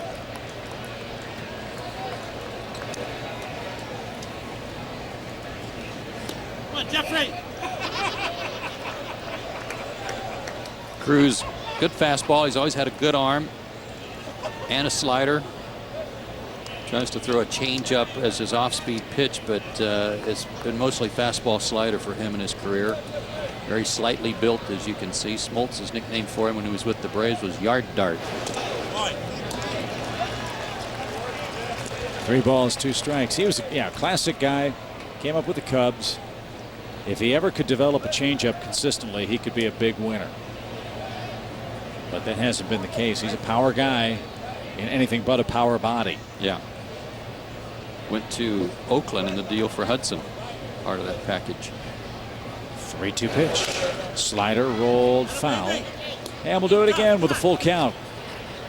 That base hit by Brian McCann, the first single in Atlanta's 8 hits. Everything else a double or better today. The Braves have hit 3 home runs, and they've chased Yusmeiro Petit.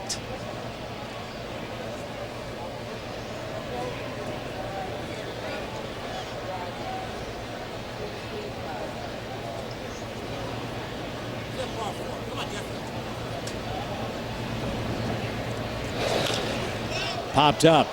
Deep short again. Drew's getting a workout out there. And that one almost popped out of his glove. He made the one-handed catch over the shoulder. There's your second out for Andrew Jones. And they came close to a collision on the first one, and you know that was going through his mind. Battling the sun, too. He's not even bothering with the flip-up sunglasses. He's wearing them full time.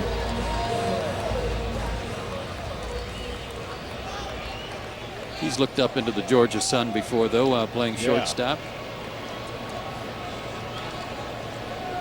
Probably trying to catch his brother J.D. Drew's mammoth pop flies down on Hayhira. Here's Andrew, 0 for 2.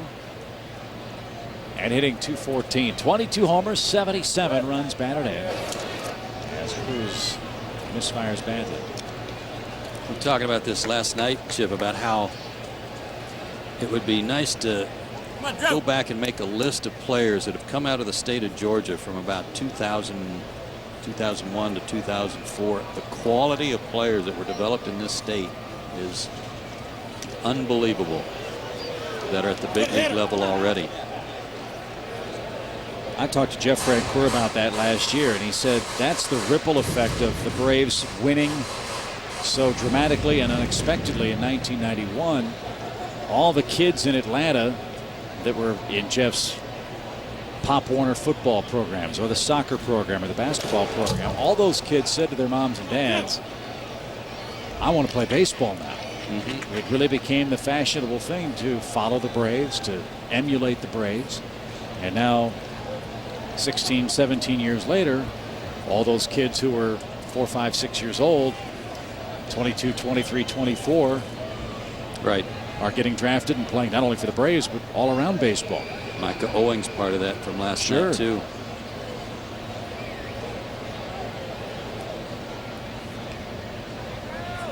One ball, 2 strikes, 2 outs. Hard hit ball to short. Drew's had a workout. Long throw to first in plenty of time, and that will retire the side. Braves get a hit, leave a man stranded, and it's an official game, and the Braves are up big at home. Divorces can be nasty. I signed a prenup. But with the help of your family, they can get ugly. Diary of a Mad Black Woman, tonight at 8. And don't miss House of Pain every Wednesday night at 9 on TBS.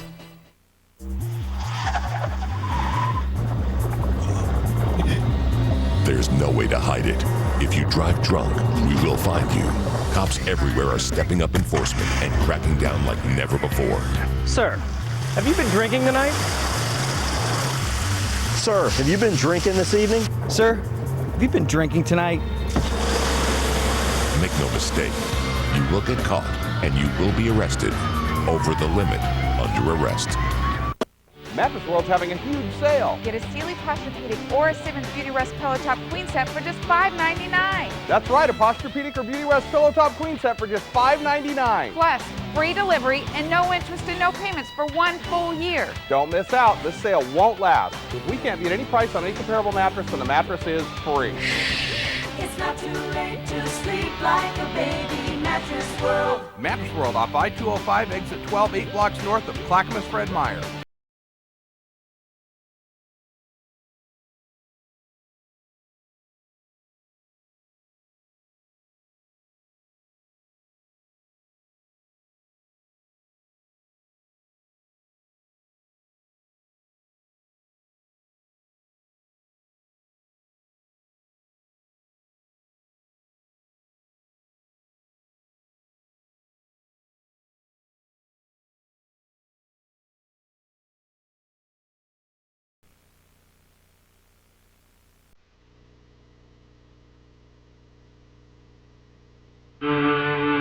Take me out to the ball game.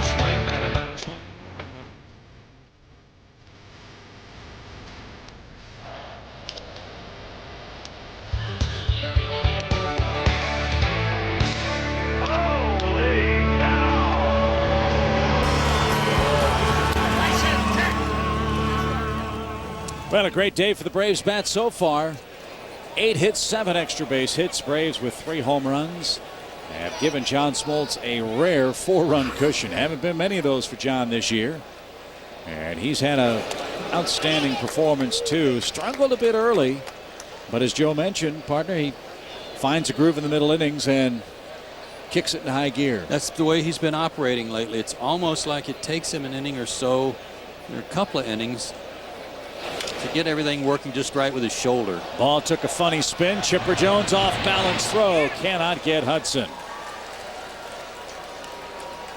Let's see how that's scored as Hudson reaches for the Diamondbacks here in the 6th inning. He's been on base a ton all year against Atlanta. Chipper had gone 30 games without making an error, and he made one last night. And now he's got one with some funny spin off the end of the bat that rolled up his arm. Probably an E5. Oh, a gift for Mr. Hudson. Base hit. So he's 2 for 2 today. And here is Connor Jackson. Jackson's popped out and struck out. Smoltz, with 8 strikeouts today, is the new Braves franchise strikeout leader.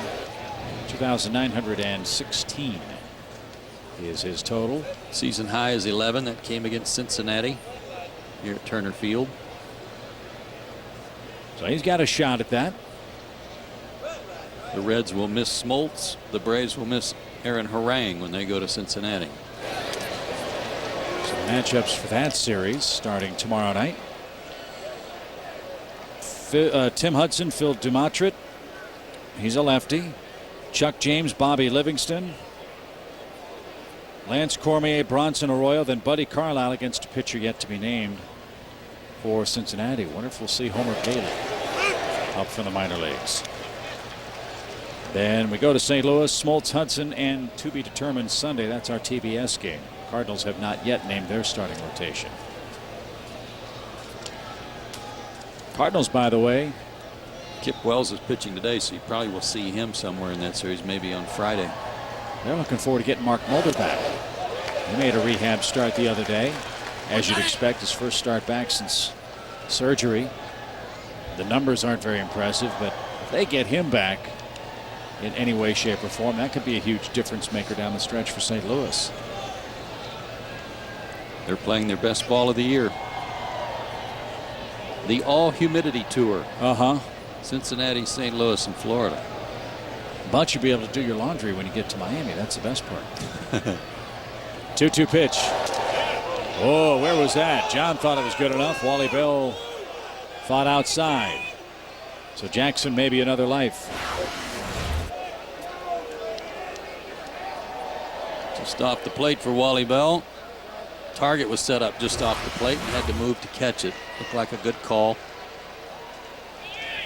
Hudson goes as that pitch misses low. How about that? Down 4 runs. They send the runner.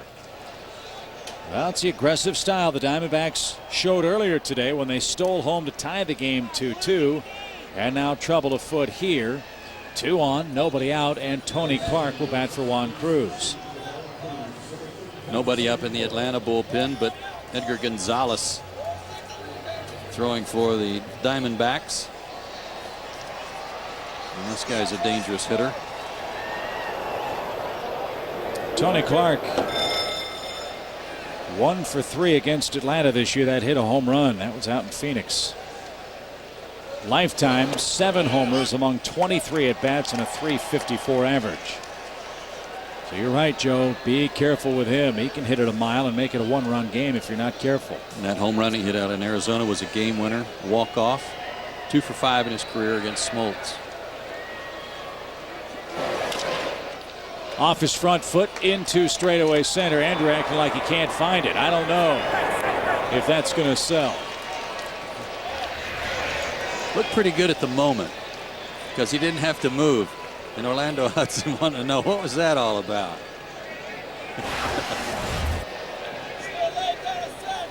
The great thing is it was coming right to him so he could stand there and not move around much.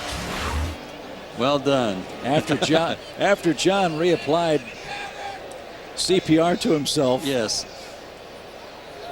He climbed back to the mound. So 2 on, 1 out. Nice try. Didn't work though. Here's Salazar. He's doubled and he's rolled out to third. Jeff Salazar hitting .333. They got him on waivers right at the beginning of the year from the Colorado Rockies, who, as you know, are pretty loaded in their outfield. Didn't have room for this guy, and the Diamondbacks picked him up, sent him to AAA. He was playing well there, and he's a nice addition to their ball club. Ground ball towards second, might be 2. There's 1. Look at Yunel slide across the bag. He tried to low bridge Jackson, and in doing so nearly threw it away, but Teixeira with a terrific scoop saved a throwing error. 6-2 your score, middle of the 6th. You know, we're similar to NASCAR drivers. How's that? Their tires say Goodyear. Our blimp says Goodyear. They go 185 miles an hour. We're going 35. It goes faster. There's Goodyear innovation at the racetrack and at your Goodyear retailer. Now get up to a $40 gift card by mail-in offer with a purchase of 4 select Goodyear tires. Or double your gift card up to $80 when purchased on your Goodyear credit card. And 36. Pedal to the metal. Goodyear. Get there. My name is Reginald. I'm a teacher. I'm a military man. I'm a do-it-yourselfer. Very much so a do-it-yourselfer. A trip to the Home Depot is probably a weekly thing. I'll go just to run into an associate and ask him a question. When I finished this project, I felt like I could do anything, actually. My dream is to restore a historical house. Anything's possible. If you think you can do it, it can be done. It can be done.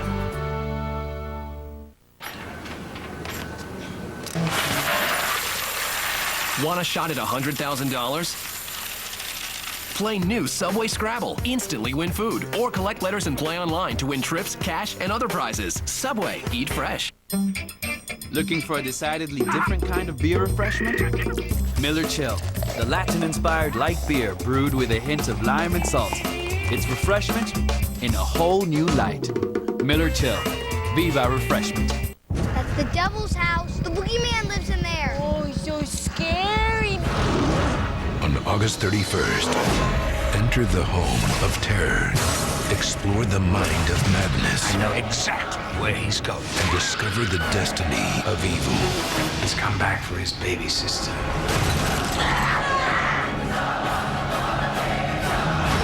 Halloween. Is that the boogeyman? Rated R. Braves TBS Baseball. Brought to you by the Home Depot. You can do it. We can help. And by Subway. Subway. Eat fresh.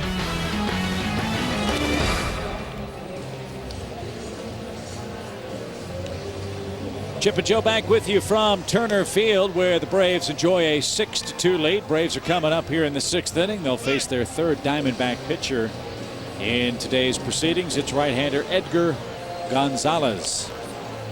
He's been a guy that's been up and down from AAA to the big leagues with the Diamondbacks each of the last 5 years. His last outing came 4 days ago against Florida, and he got knocked around pretty hard. 2 2/3 innings, 5 hits, and 4 runs. That included a walk, and you can see 16 home runs allowed this year in his 24 appearances. Well, July 29th, he gave up a home run to the first Braves batter he faced. Let's see if he does the same here with Yunel Escobar coming up. Yunel's had a good day. He's doubled, he's homered and scored. Braves with 3 long balls today at home. Out hit the Diamondbacks 8-5 in support of John Smoltz. Come on, let's go. And a ball taken high, 1 ball, no strikes.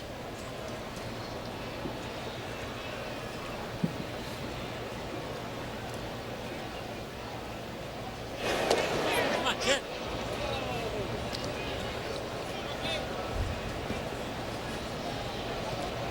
When Edgar Renteria does come back, Chip, it's going to pose a good problem for Bobby Cox. Playable in right, and Upton makes the catch. There's your first out. But I would assume that Edgar will return to his rightful place at shortstop, and then the platoon would probably return with Escobar and Johnson at second base. That remains to be seen, of course, but it's a good problem to have. And when you look at that Cincinnati series, at least the first 2 games and maybe a third of 4, you've got lefties facing Atlanta. It would give Bobby a chance to give Kelly Johnson a day off. Come on, Johnny. Against the left-handed pitching of the Reds, but that's predicated on how quickly Edgar Renteria can come back for this Braves ball club. Foul ball off the bat of Smoltz. 6-2 Atlanta in the 6th.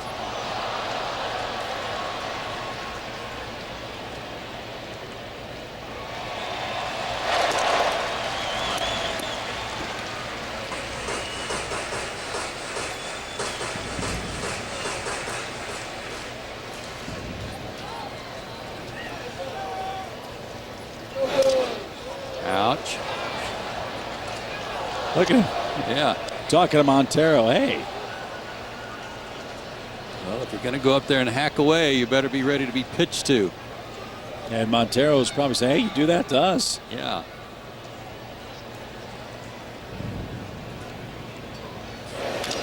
Little flare, shallow right center, but Young is there to retire John Smoltz. Back to the studios and Mark Fine. Mark.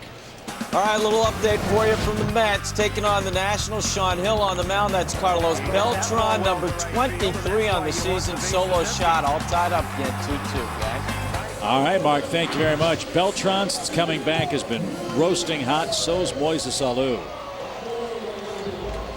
It's one of the reasons they were just kind of treading water themselves, though, Chip. They didn't have their full complement of players.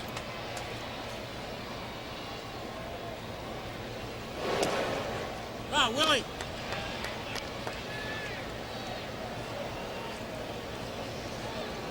Beltran in the last 7 games, counting today, 3 homers, 7 RBIs, and 8 for his last 28 for New York.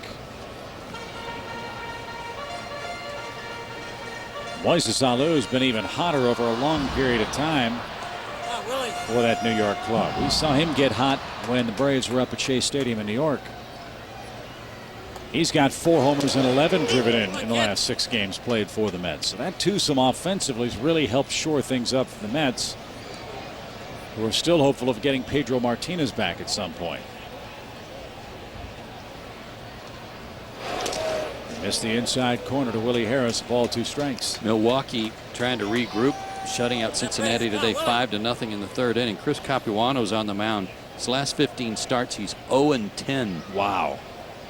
But he's got a 5-run lead today. They're trying to chase down the Cubs. Can't hold off the Cardinals as Gonzalez, a very impressive 6th inning. 3 up, 3 down. Into the 7th we go. Braves 6, Arizona 2. Not too close. What do you think? I got that insurance? What insurance is that, Yogi? The one you really need to have. If you don't have it, that's why you need it. Need what? Aflac. Well, if you get hurt and miss work, it won't hurt to miss work. And they give you cash, which is just as good as money. Aflac. Ask about it at work. Wood finishing projects can feel too big to tackle, but Minwax always makes it easy with rich wood stains and clear protective finishes. It's that simple. Minwax makes and keeps wood beautiful. Want to know how Hotwire.com can guarantee the lowest prices on hotels? Hotwire has special deals with 3- and 4-star hotels. When hotels have unsold rooms, they use Hotwire to fill them, so you get them at prices lower than any other travel site. Guaranteed, like 4 stars in Chicago. Travelocity price $179. Hotwire.com price just $96. Want a great deal on your next hotel? Visit Hotwire.com. 4-star hotels, 2-star prices. HOTWIRE, Hotwire.com. What's the difference between having fun and having none? The Midas Touch Maintenance Package. An oil change, tire rotation, and 45-point courtesy check. Just $29.95. Be safe. Trust the Midas Touch. Take a look at the American League Central. Every night is like Game 7. Oh, what a finish! Indians, Tigers, Twins. Sorry, Hunter! Half the country's on summer vacation. These guys are playing like this Frost and the Pumpkin. Sorry, score dive! 3-game set is like a mini World Series. You like drama? You like plots? You want a little fall preview? There's only one postseason. There's only one fall classic. There's only one October. I don't think John Smoltz has ever lost a game when Miss Georgia's been in attendance. No, but just another one of Hal Kicklighter's passes. Miss Georgia. That's not her best side, trust us.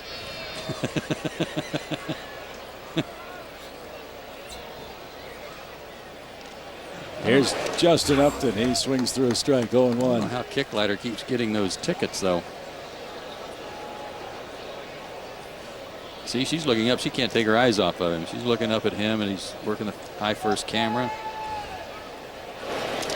As soon as she looks up his way, he gets a little out of focus. Yeah, there you go. Hal, she's only human.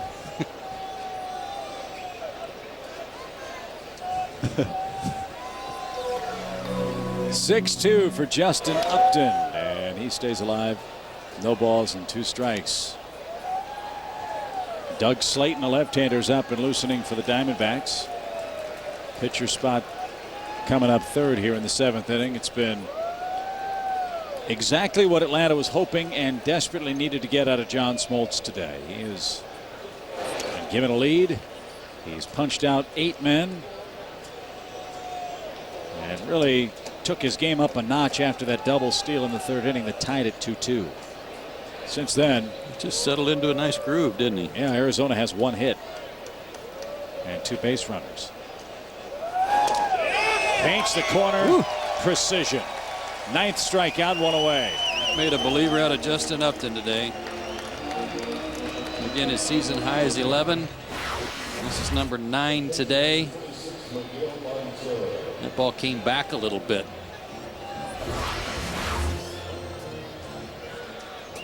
So Upton's been struck out 3 times. And Miguel Montero, the catcher. Tipped and caught for a strike.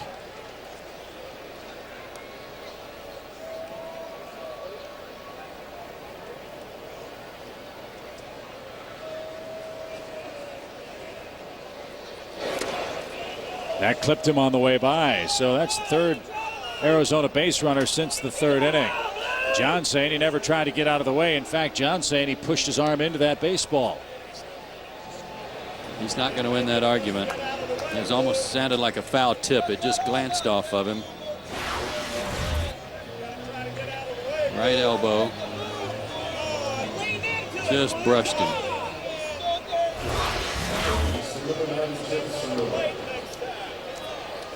Time now for the know-how question of the game built by the Home Depot. It comes from Kelvin, age 12, from Arlington, Texas, who wants to know what is the formula to find a batter's slugging percentage. Tell you right after this pitch, Kelvin. Oh, we should have saved this one for my dad. Yeah, his favorite stat. Take a player's total bases. In other words, you add up all the bases he's accumulated, 1 for a single, 2 for a double, etc., and then divide that by the total number of at-bats, and you come up with slugging percentage. At-bats do not include walks. They do not include sacrifices or hit by pitches. Sacrifice flies. Or sacrifice flies. Just at-bats. Divide that into total bases and you'll get your slugging percentage.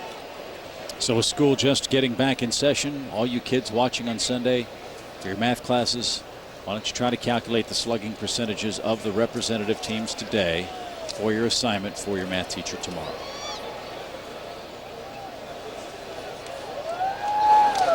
Yes, no, maybe? I think that's a great idea. Take something to school and have everybody else work on homework that you brought in. Prince Fielder leads the National League in slugging percentage with a .607 mark. That's very good. Anything over 500 is pretty salty. Chipper Jones came into the game tied for 3rd in the league with Barry Bonds at .592. Miguel Cabrera, who we will see at the end of this road trip in Florida, is 2nd. Where's Hanley Ramirez? Is he in there? Yes, he is. He is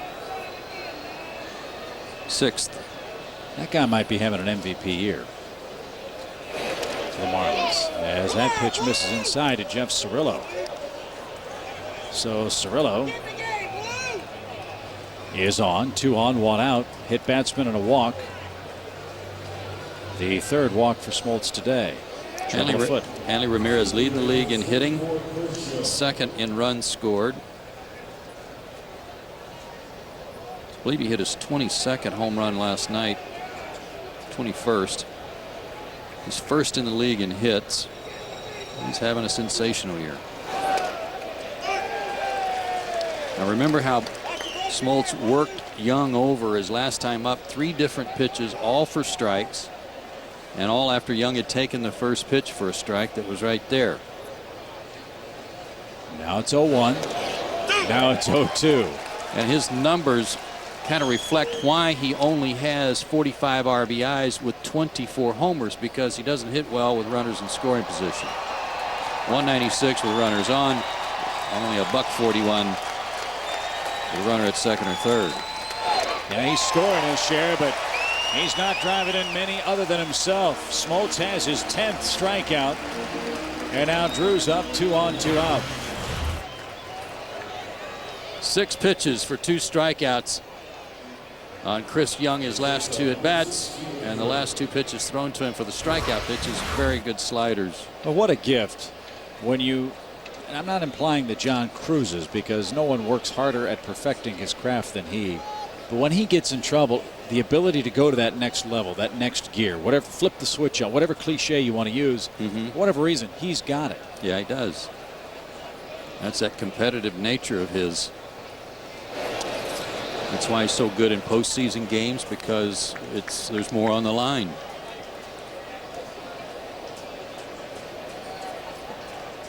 And he can turn it up a notch. Drew is 0 for 2. He has a sacrifice. There are a few similarities to Stevens' swing to JD's in that JD kind of lets the bat rest on his shoulder when he first starts and then kind of bounces it off his shoulder into his hitting position. JD bigger, a little stronger than his younger brother.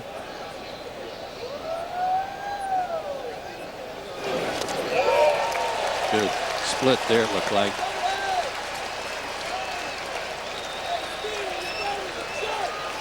What a difference a day makes, huh?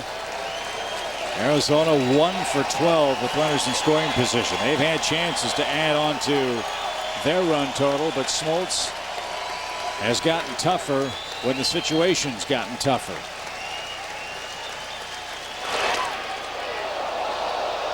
They were 7 for 17 in that stat last night, were the Diamondbacks, and not surprisingly scored 12 times. Well, Stephen Drew this year has been handled by the Braves pretty well. He's just 3 for 22. But 2 of those 3 hits are homers. 2 on, 2 out, 2-2 pitch. High slider, got him. He strikes out the side. That ties his season high with 11. And through 7, John Smoltz has a lead.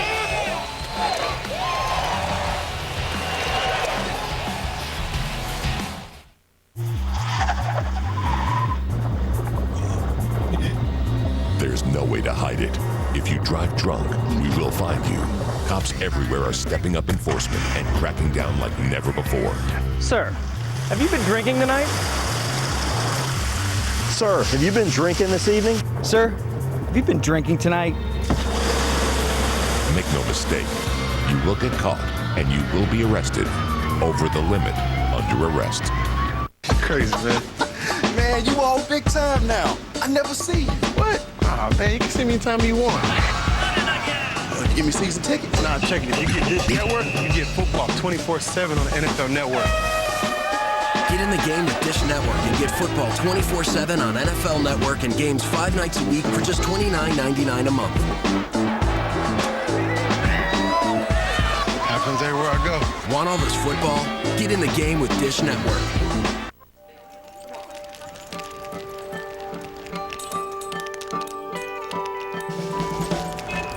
It's Toyota's Lots on the Lot event. With so many great models to choose from, it's the right time to buy. You can get the safety of Sienna with 3.9% APR financing for 60 months. Or get Sienna now with $1,500 cash back. Toyota's Lots on the Lot event. Going on now. Sometimes I feel the world is mine. I go just where the sun shines. I tell the stories and share happy endings. I just like something to do. There's a picture of me, a picture of you. There'll always be lights right inside my head. Oh, 'cause you got the key. You know what to do to stay in the picture with me. All right, Mark Fine back in Atlanta. We'll get you out to Turner Field in just a moment. First, want to keep you abreast of this wild card race. Milwaukee in it, but more importantly for the Brewers, they're chasing the Cubs, just a game and a half back in the division. Taking on Cincinnati today. Milwaukee, a team that scores via the homer, and here's part of the reason why. His name is Prince Fielder. Wow, that's number 38 on the season for him. About 50% of their runs come via the homer. They've gotten all of them that way today. 5-2, they lead Cincinnati. Let's get you back out to Turner Field. Against Aaron Harang, too. Pretty good work. So if they're hitting home runs, the Brewers are scoring runs in bunches. When they don't, you can beat them, especially on the road. So Cincinnati having a tough time today. And so are the Diamondbacks, who are in the bullpen for the third time today. It's Doug Slayton. And this will be his 49th game. He's had a good run.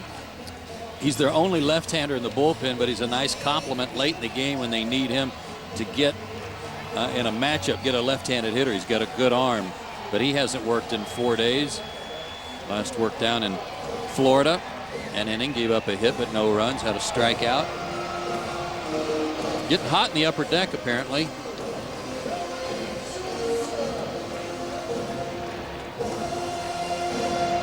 And in the absence of any foam tomahawks, use your T-shirt. That's right, yes. I want to help dry them off on a 90-plus degree day in Atlanta. Kelly Johnson, Chipper Jones, Mark Teixeira up.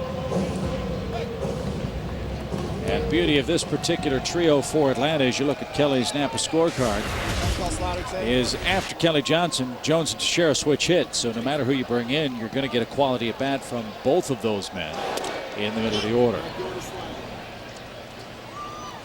Kelly, as you saw in his scorecard, having a good day. 2 doubles, a walk, 2 runs scored, 1 driven in. It's funny though, again I go back to his batting practice, just watching him hit, and he wasn't playing home run derby. He was spraying line drives all over the ballpark. Looked like he was zeroed in today. And he can be zeroed in without hitting the ball at all. And that's what makes Kelly such an ideal number 2 hitter. He knows the strike zone. Walks a lot, works the count, sees 4 or 5 pitches at least, usually per at bat. And then has the ability to, I think, hit 20 home runs if he concentrated solely on being a power hitter. He's got 13 now and 61 batted in.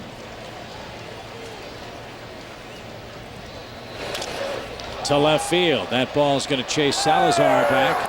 And at the edge of the warning track, makes the catch for out number 1. Here's Chipper. Chipper 0 for 3. He's popped out, lined out, and flied out. Kelly's home run high in the minor leagues was his second year at Macon. He had 23 homers and walked 71 times that year. Those were both season highs for him, but always a lot of walks. Had 16 home runs in Double-A at Greenville. Fly ball well hit center field. Young going back is going to have room on that drive. 2 outs. And Teixeira's coming up. Game started with a bang for him. A 2-run homer off Petit in the first, 2-run homer off Petit in the third. And he walked in his only other plate appearance today. And the one in the first inning was the biggest one to me, because the Diamondbacks came out, immediately got on top again, scoring in the top of the first one of their runs, and kind of trying to send a message anyway that we're going to go for the sweep and we own you guys, which they have owned the Braves here at Turner Field, winning the last 6 in a row here. Getting contact. Last team to win 7 in a row against Atlanta was the Padres, and that was 7 in a row here at Turner Field. Padres did it in '89, crossing over into 1990. Wow, so nobody's ever had a 7-game winning streak against Atlanta in this particular ballpark, which isn't surprising considering Smoltz, Maddox, Glavine, et cetera, That's for true. all those years. That's true. Popped up back toward us. And the fans right below will battle for the souvenir.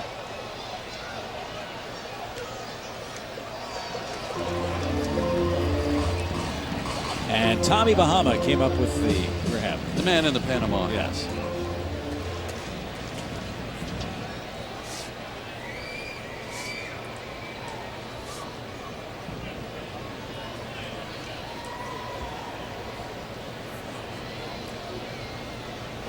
Boy, contact. He flinched but took it. 2 balls, 2 strikes.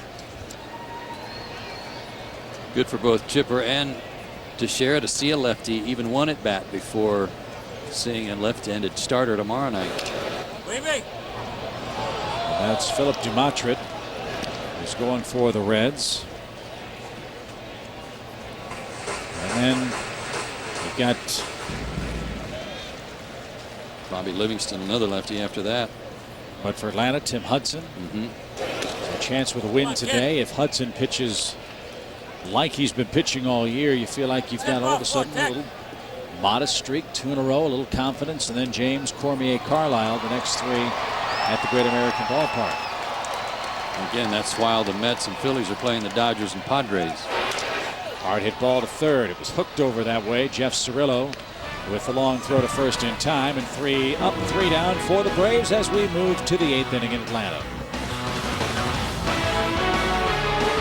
Tuesday nights, laugh with TV's next great comedy series. Hey, Brian, smell this.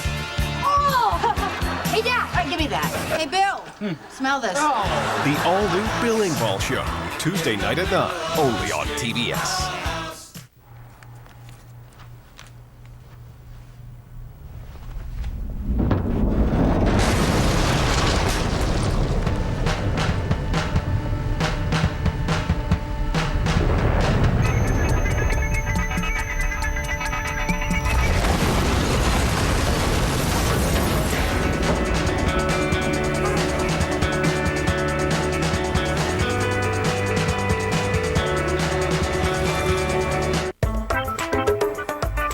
Miller Chill, the new light beer brewed with a hint of lime and salt. Its refreshment unlike any other light beer. Miller Chill, Viva Refreshment. This painting season, you've got a lot of stuff to paint, but not a lot of time. The Wagner Power Painter with the innovative lock-and-go cartridges lets you go from staining to painting in a snap. Wagner, paint fast, paint smart. At the fall of an empire, a band of warriors will unite to find the one weapon that can forge a new nation. Witness the origin of Excalibur, the Last Legion. Rated PG-13, now playing everywhere. Consider this, a 3-act mouthwash. Act 1 kills germs for fresh breath. Act 2 restores minerals to prevent tooth decay. Act 3 strengthens tooth enamel up to 2 times harder. Dentists recommend it most. Act Restoring Mouthwash. 3 acts, 1 bottle. Fans, show the world what a real fan looks like. Reenact an immortal postseason moment, and you could win a trip to the World Series. Just go to Actober.com for your chance to win. And I've got another suggestion for you. You could try to emulate Lou Burdett from the 1957 World Series when the Milwaukee Braves beat the New York Yankees. He was the only pitcher to ever beat the Yankees 3 times in a World Series. In the last game, Game 7, he pitched on 2 days rest and pitched a second complete game. He pitched a complete game in Game 5, complete game in Game 7 to win the World Series for the Milwaukee Braves. Have we talked about David Justice? In 1995, the game-winning home run for Atlanta against the Indians. Right. The penultimate game pitched by Tom Glavine. David, by the way, for those of you around the country, was inducted on Friday into the Braves Hall of Fame. And little known fact about that, of all the great players who wore the Braves uniform from 1991 through 2005 with that division series run, it's David Justice, the first man inducted. You ought to be very proud of that. And it was great to see him. He was really overjoyed, excited about that induction ceremony. Pete Van Wieren, our colleague, was down on the field to honor David. And he said, look, my heart was broken when I was traded from the Atlanta Braves. He felt like coming back here, his baseball life in many ways came full circle. Certainly so with Chipper Jones, too, whom he counseled in the clubhouse when Chipper was a kid in the major leagues. Season high 12 strikeouts for John Smoltz. Pitch number 102 to get it. He seems to be dead set on being the first Braves pitcher to get a complete game this year. Well, 15 strikeouts is his career high. He last did it April 10th against the Mets in the 2005 campaign. Here's Connor Jackson. Jackson has been struck out once, and that's taken low, 1 ball, no strikes. Yeah, that other part of that video there, David and his 2 sons. He's got 3 children, but his 2 boys went out to help throughout the first pitch. That was a great picture. Count evens 1-1. So congratulations to David Justice. Great to see him here at the ballpark. And his home run, some say maybe the most important home run hit in the history of the Atlanta Braves. Yeah, that's saying something when you think about Henry Aaron's shot hit across the street at Fulton County Stadium. I mean, if David Justice doesn't hit that home run, it's anybody's guess as to whether or not the Braves would have that Red World Championship flag up there. Off of Jim Poole, a former Georgia Texter. Ouch. In on the hands of Connor Jackson. And the big first baseman for the Diamondbacks is Smarting. That's the second man John has hit with a pitched ball today. And that's the one thing that neither the Braves nor Diamondbacks can afford in the final month, and that's somebody getting hurt. Well, this is somewhat the result of being pitched away today and getting a lot of sliders. So he's kind of diving into this pitch, and it's all of a sudden it's a fastball, and he has nowhere to go. When you get pitched a certain way and you start looking for a slider, in this case away, then it's hard to get out of the way when the fastball runs in on you. So runner at first, one out for Augie Ojeda, former University of Tennessee star. He's played with the Cubs, he's played with the Twins. Now getting a chance to fill a utility role for the Diamondbacks. He's a valuable little player, very good defensive player, and can switch hit.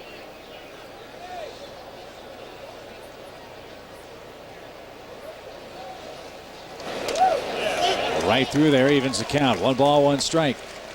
John Smoltz had only hit 2 batters all year, and he's hit 2 today to double his total.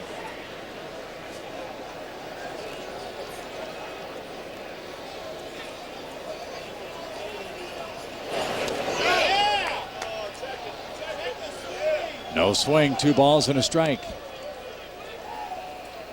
Giants lead the Marlins 5-4. No Barry Bonds homers today. Ray Durham and Kevin Franzen have gone deep. Mets and Nats 2-2. Washington threatening, though, with 2 on, nobody out in the 7th inning.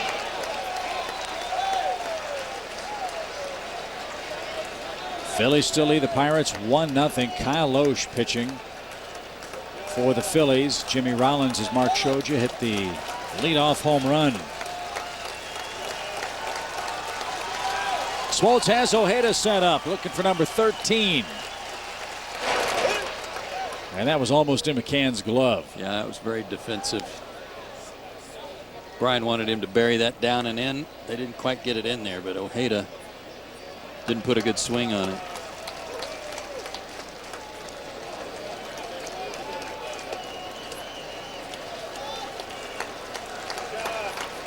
Watch Brian's positioning. Is he going in? Yep, down and in again. Full count. John thought that one good enough for a called third.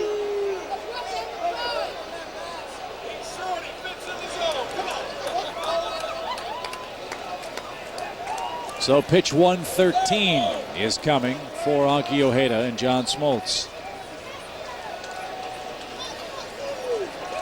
Rafael Soriano loosening up in the Atlanta bullpen if he's needed. Runner goes. 3-2 pitch. Ojeda will stay alive. AL scores. Yankees 4-3 over the Tigers in the 6th. Johnny Damon's hit a home run for New York.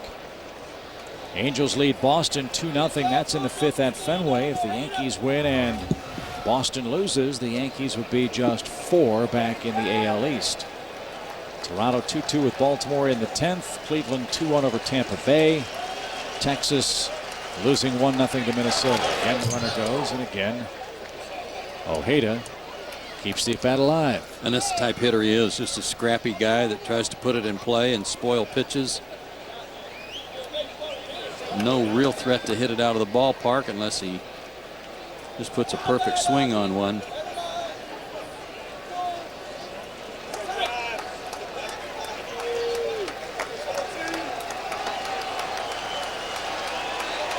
Another 3-2. Fouled off his foot. And that was probably ball 4.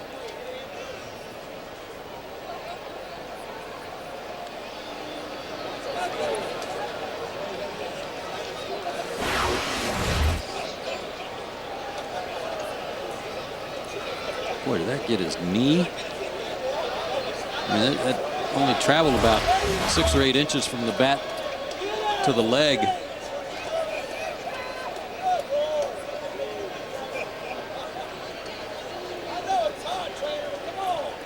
So the Diamondbacks training staff and now Bob Melvin out to make sure Ojeda will be able to continue here in the Arizona 8th. Yeah, got him right on the inside of the right knee. Can you imagine? Ooh. What's worse is there's some guy sitting over in the dugout saying, "You're okay, Augie. I don't want to have to come up there and hit with you against Smoltz 3-2. Yeah, that's almost unfair. Yeah.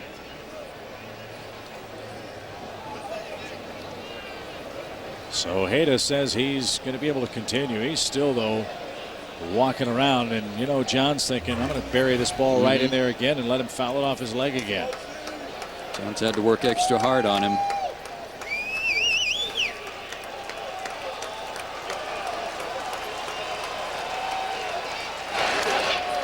Popped out of play. 10-pitch at bat for Ojeda. It's another reason why you're right, partner. That's why they like him. He'll give you a quality turn. Made a really good play last night when he came in defensively after the Diamondbacks had taken a big lead. He played second base, turned in a great double play with Drew.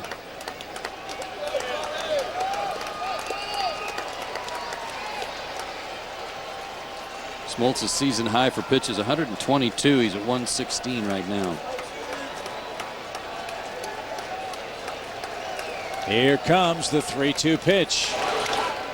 Little pop towards second, and Escobar is going to go ahead and take it on the right side of second base. Ojeda pops out. Jackson back to first with 2 down, and Salazar's up. And you may be wondering, well, why in the world would Yunel Escobar come all the way over on the first base side of second to catch that ball? You know, Johnson's right there, but right now that sun is worse for Kelly than it is Yunel, and that's not a bad play because he could see it clearly, and Kelly probably fighting the sun a little bit.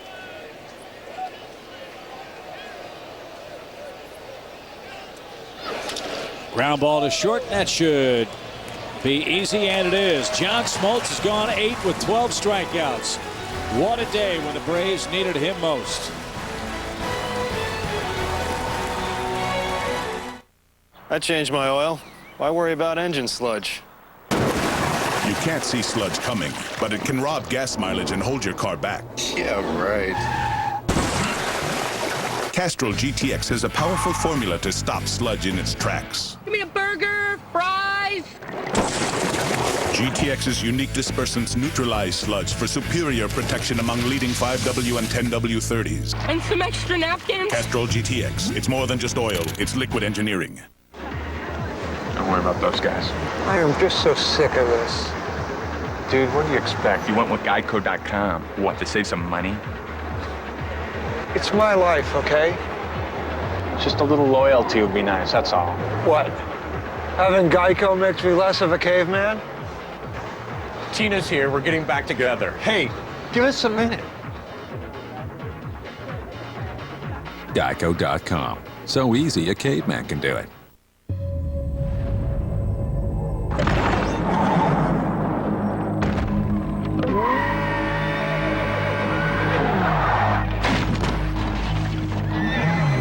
New Q horsepower is here, and no leading synthetic oil delivers more power than Q horsepower, which is why it's recommended by Ferrari for every oil change.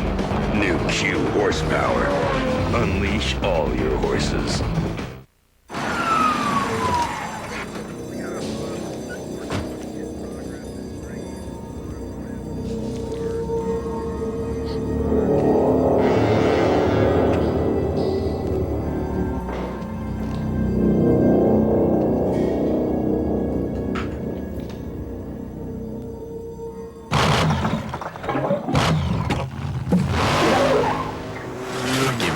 What it wants.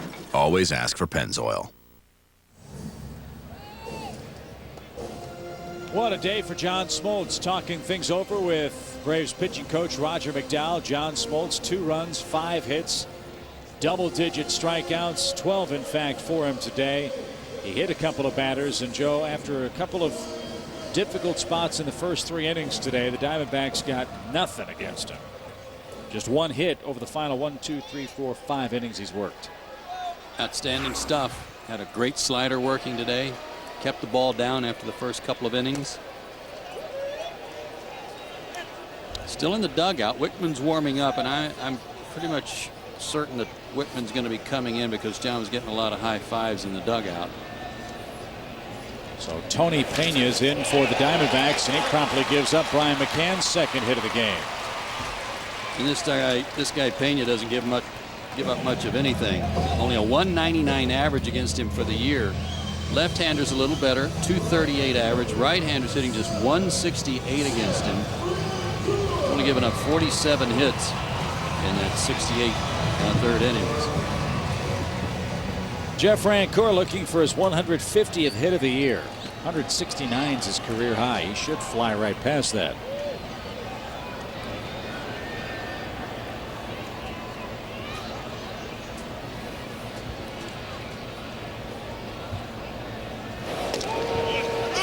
And there for a called strike. It's 0-1. Braves will be in Cincinnati tomorrow night. Tuesday, Wednesday, Thursday night as well. Then off to St. Louis Friday, Saturday, Sunday. Then the Marlins. Fly ball right center field. Young, though, covers a lot of ground, and he makes the catch. McCann back to first as we join Mark Fine. All right, thanks, Chip. Time for the Performance Spotlight, brought to you by Castrol Syntec. And, oh, chicks dig the long ball, and so do we. Johnny Damon, it's a long ball. Upper deck and way into the upper deck. Only his 7th home run of the season. It gives the Yanks the lead. There's your Performance Spotlight, brought to you by Castrol Syntec, guys. All right, Mark, thank you very much. And Joe, you know the Boston Red Sox are looking over their shoulders now at the Yankees. They've got the lead, a 5-game lead entering play today, but all they have to do is think back to Bucky Dent. Go! That one gets away from the catcher. McCann will move up 90 feet. We'll see how they score that. One would think a pass ball. You know that the Red Sox are thinking about that, and they're worried about what the way the Yankees are playing and winning. It's old-fashioned Yankee baseball too. A lot of offense and getting some pretty good starting pitching. Mariano Rivera has been outstanding to help get them back in the race. And I don't think they've got too many games left with one another. 6.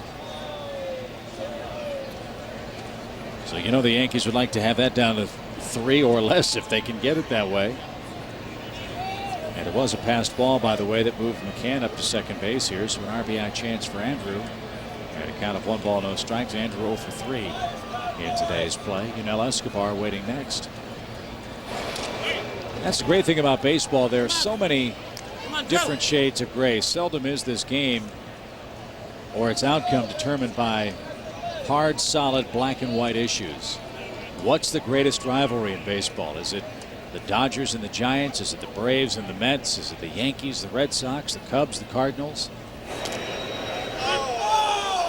A low strike. Andrew didn't like that. Always subject for debate, isn't it? Yeah.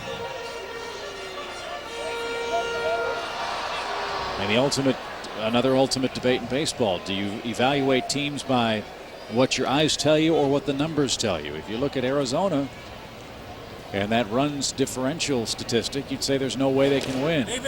But your eyes tell you they got good young players, an outstanding middle relief, and 2 pitchers that can be dominant at times. And they've got some good balance. They've got good speed. You know, with guys at the top of the order like Young and Hudson. Eric Burns, who's not playing today, has got 33 stolen bases. They're in the top 10 in the league in home runs. And the amazing thing is Andrew draws a walk. Arizona's won 10 of 11 series since the All-Star break. 10 of 11. Yeah, that's the kind of thing that you used to see from the Braves when they would start marching away from teams after the All-Star break. You'd start writing down numbers like I was writing down today for the Diamondbacks, that they've won 4 in a row, 8 out of 10, 21 out of 26, and then you include those series. That's the way those Braves teams, really good Braves teams, would put teams away in the division. That's why winning 2 out of 3 on its face doesn't look like it's that big a deal. But you do it 6 or 7 times in a row and look at where you are. Compound interest. You know, it's Let's go. very, very tough to beat a team that can do that consistently. But I think Bob Melvin has done a great job with Arizona. Doug Melvin's done a great job in Milwaukee as their general manager. I think they've got a great shot in the West. Fly ball right. Diving play up, then he makes a terrific catch. 2 out.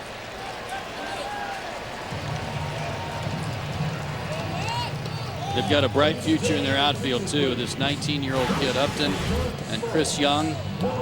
2 guys who can really go get them. This is a terrific play by the former first pick in the draft, saving a hit. And now Matt Diaz will hit for John Smoltz, who had himself quite a day.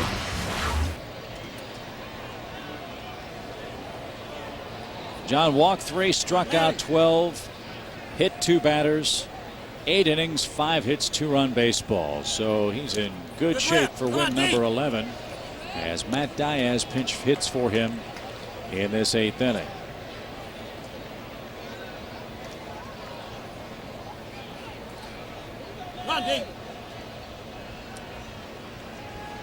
The next couple of weeks are going to tell the tale for the Braves. We've told you at length about the upcoming road trip. Next homestand for Atlanta. Mets, Phillies, Nationals, then at New York, at Washington. That gets you to September 16th. If you don't know by then, you may not know what Atlanta's up to. Yeah, it should tell the tale right there.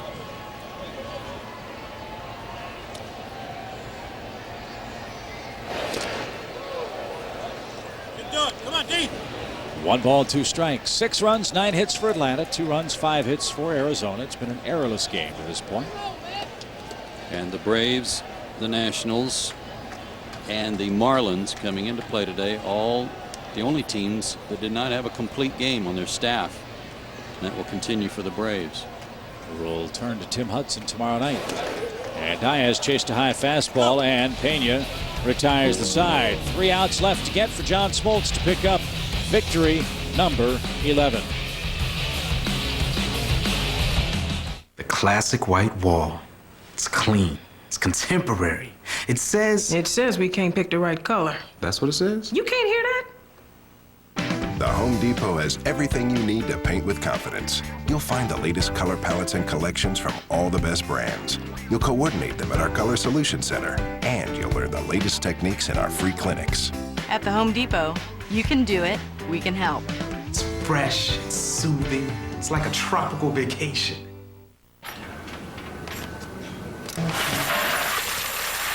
Want a shot at $100,000? Play new Subway Scrabble. Instantly win food. Or collect letters and play online to win trips, cash, and other prizes. Subway. Eat fresh. What's the difference between having fun and having none? The Midas Touch Maintenance Package. An oil change, tire rotation, and 45-point courtesy check. Just $29.95. Be safe. Trust the Midas Touch. At eHarmony, we match you across 29 dimensions of compatibility. And right now, not only can you log on to eHarmony.com and get your personality profile, you can also review your matches all for free.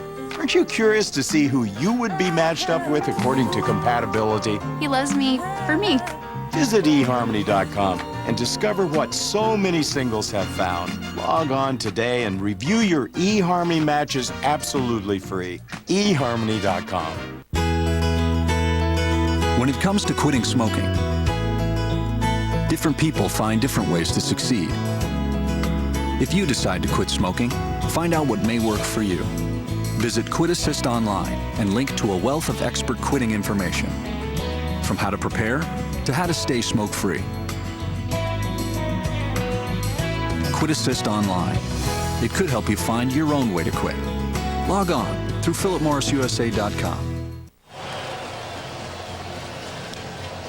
Well, 3 outs to get for Atlanta and preserve win number 11 for John Smoltz. Chance for Bob Wickman to get some work for Atlanta. You see Bob's body of work this season And not a save situation for him. The lead is too great. 6-2 Atlanta the score. His last work came against the Giants 4 days ago. Picked up his 20th save on that occasion. Gave up a hit and a walk, but got out of the jam.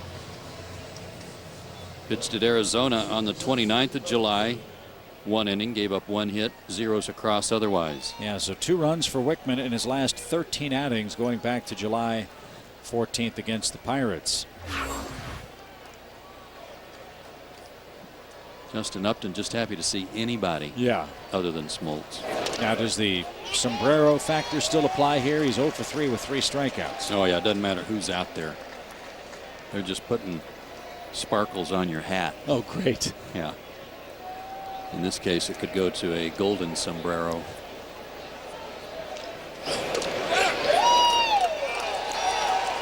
Platinum's 5, right? Yes. What's 6? A I hug? I don't know that I've ever heard a description for that one.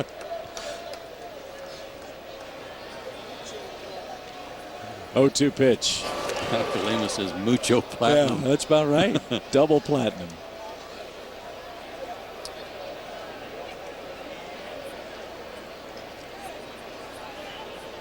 Wickman goes right after hitters. He doesn't mind base runners. He throws strikes and says, hit it if you can.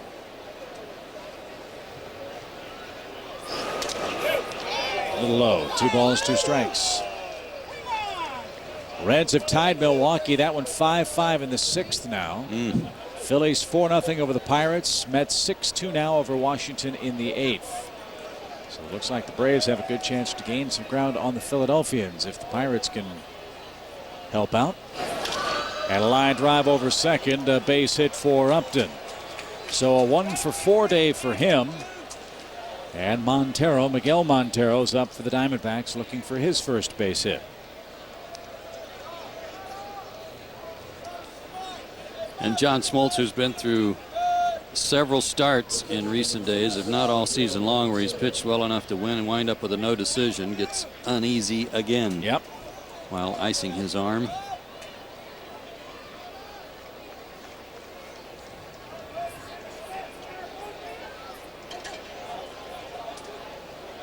Here's Montero, catcher speed, a double play, should be 2. As Wickman misses outside.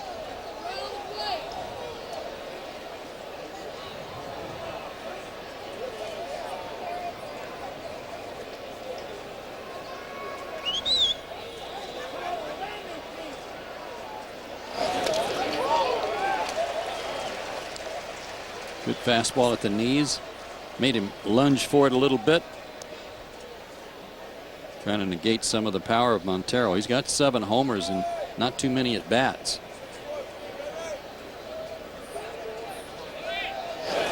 Runner goes. And that's a strike over the inside corner. Smart move by Upton and Melvin. That takes away the double play possibility and forces the Braves to work a little harder here in the 9th inning. No stolen base credited.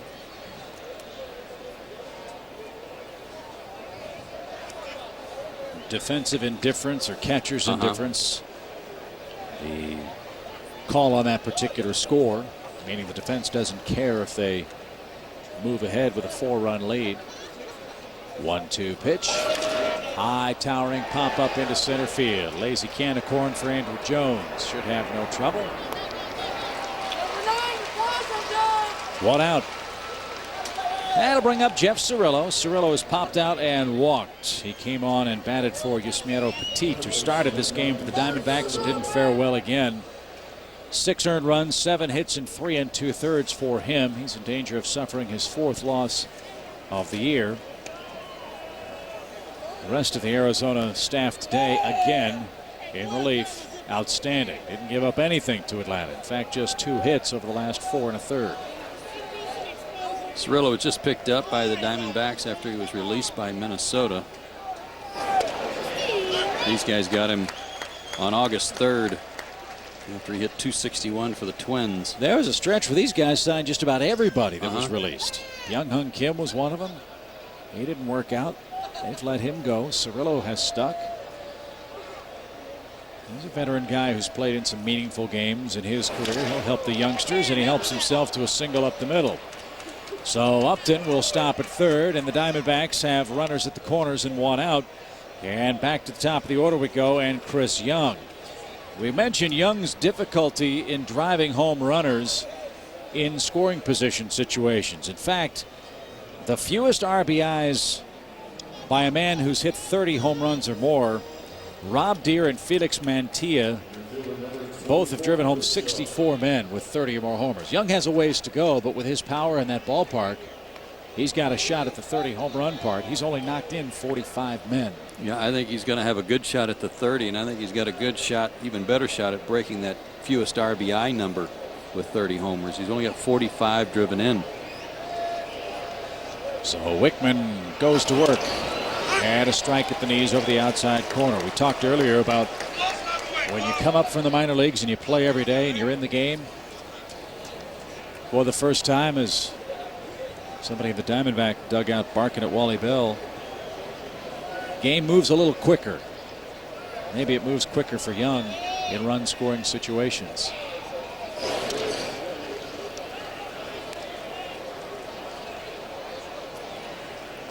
Well, he's a good player, needless to say.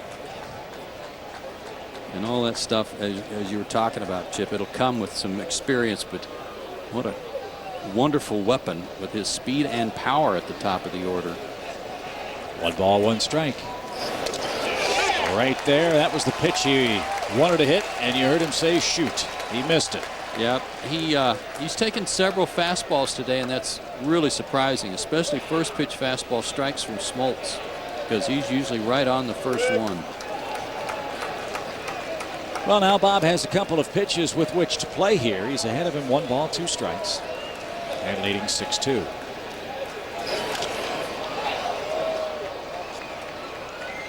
Told you he came from the White Sox to this organization, and White Sox made some news the other day by re-signing Jermaine Dye, so they've been able to keep 2 of their potential free agents, signing Mark Burley earlier for a $56 million deal, and now $22 million for Jermaine Dye. 1 ball, 2 strikes. 1 ball, 3 strikes. Young down on a slider. He took the fastball, missed the hook. 2 on, 2 out. Drew, the final hook for Arizona. I think the Braves have figured something out. Didn't come any too soon against Chris Young. 3 straight strikeouts today after he'd started the game with a single and a double. Has a little trouble with that slider when he's behind in the count. He's chasing it. So Drew up. He's hitting .231, but he too with 9 home runs. Hitless today, as you see.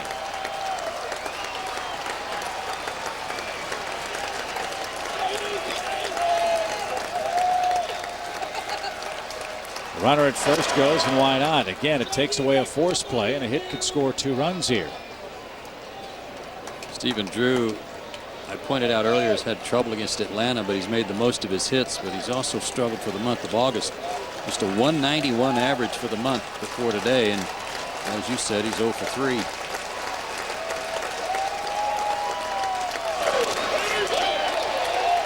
Even count.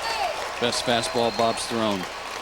That one clocked at 93 with downward tilt.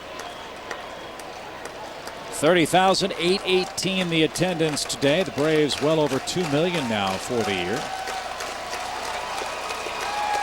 And we'll be back home at the end of the month. And you know the place will be packed for the Mets, the Phillies, and the Nationals. If you haven't gotten your tickets, you might want to make your plans to get to Atlanta at month's end. Big Labor Day weekend with New York and then the Phillies.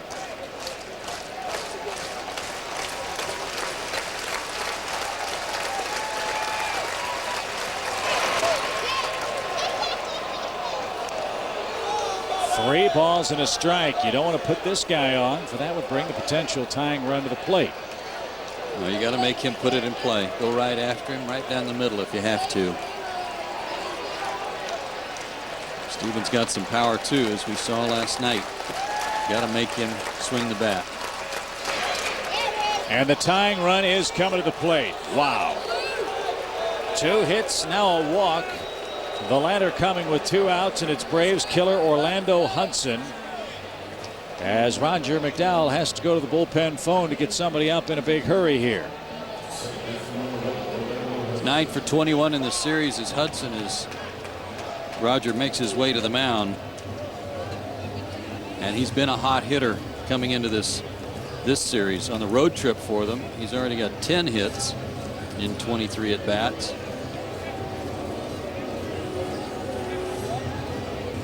Tough out. You've got Jackson on deck, then you've got the pitcher spot, and if it gets to that point, you've got a big problem. But that might be where you see Eric Burns, who's been given the day off today for Arizona. Yeah, and let me correct something. He's 9 for 21 against the Braves for the year, and he is 6 for 12 in this series. A left-hand hitter is Hudson with good speed. He's driven home 62 men, including 1 in the first inning today. And be careful on the first pitch to him. Good fastball hitter. And he was ripping but was late. Down a strike is Orlando Hudson. His family's been sitting right below the broadcast booth this entire series, and they've had a lot to cheer about. They sure have. I'm not sure they've even gone home. They just stayed right there.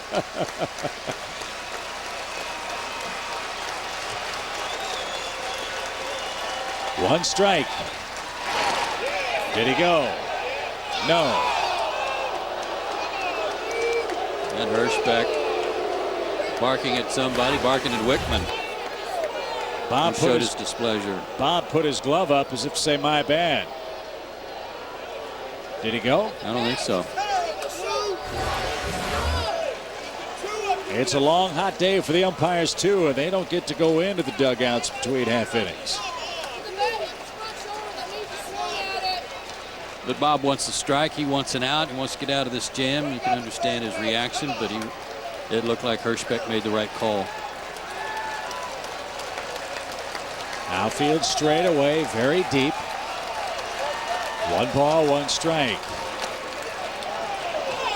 Low and away, ball 2. Braves bullpen now busy. Peter Moylan is up.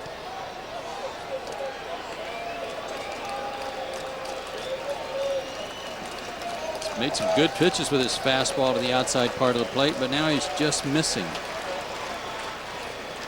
And it looked like that's where they were going to set up again.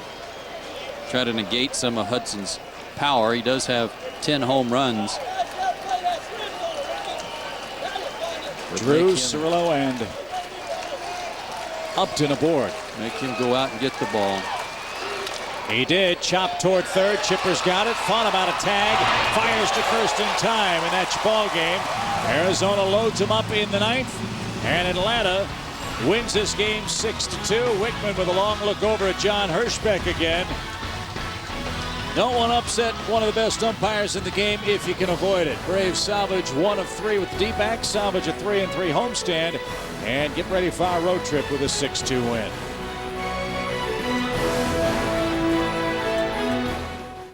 Help! Help! I'm hurt and can't work. I need help to pay my rent, car payment, and electric bill. You! Do something!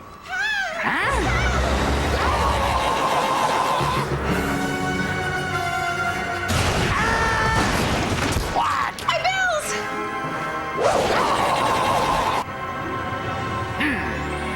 My hero. Aflac. Ask about it at work.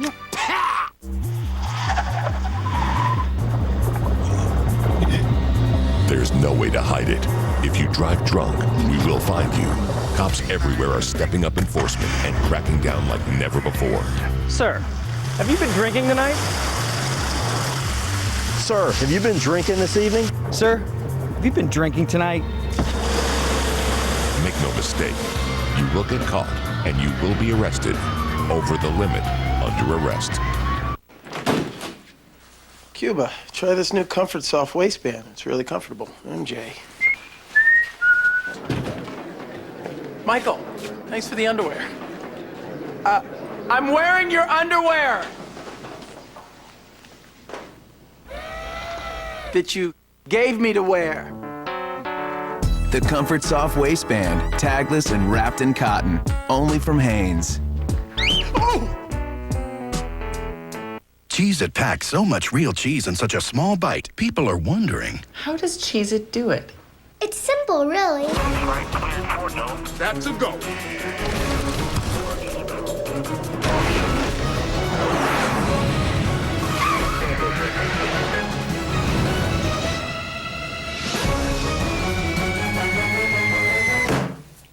Cheez-It. Lots and lots of cheese baked into little bites. Cheez-It, the big cheese. How much do you pay when you buy a stock? Does the rate change depending on how often you trade or how much you have in your account? At TD Ameritrade, there's only one price for online stock trades, $9.99. No matter how often you trade, no matter how much money you have in your account. Straightforward pricing from TD Ameritrade. Independence is the spirit that drives America's most successful investors. For the best protection against water damage, one name says it all. Thompson's Water Seal, waterproofer plus wood protector for the highest level of water protection guaranteed. Thompson's Water Seal and Thompson's Water Seal Advanced, the most powerful protection against water damage. Looking for a decidedly different kind of beer refreshment? Miller Chill, the Latin-inspired light beer brewed with a hint of lime and salt. It's refreshment in a whole new light. Miller Chill, Viva Refreshment. Braves TBS Baseball. Brought to you by the U.S. Department of Transportation. By Thompson's Water Seal. Powerful protection against water damage. Guaranteed. By Hanes. Look who we've got our Hanes on now. And by Aflac. Ask about it at work.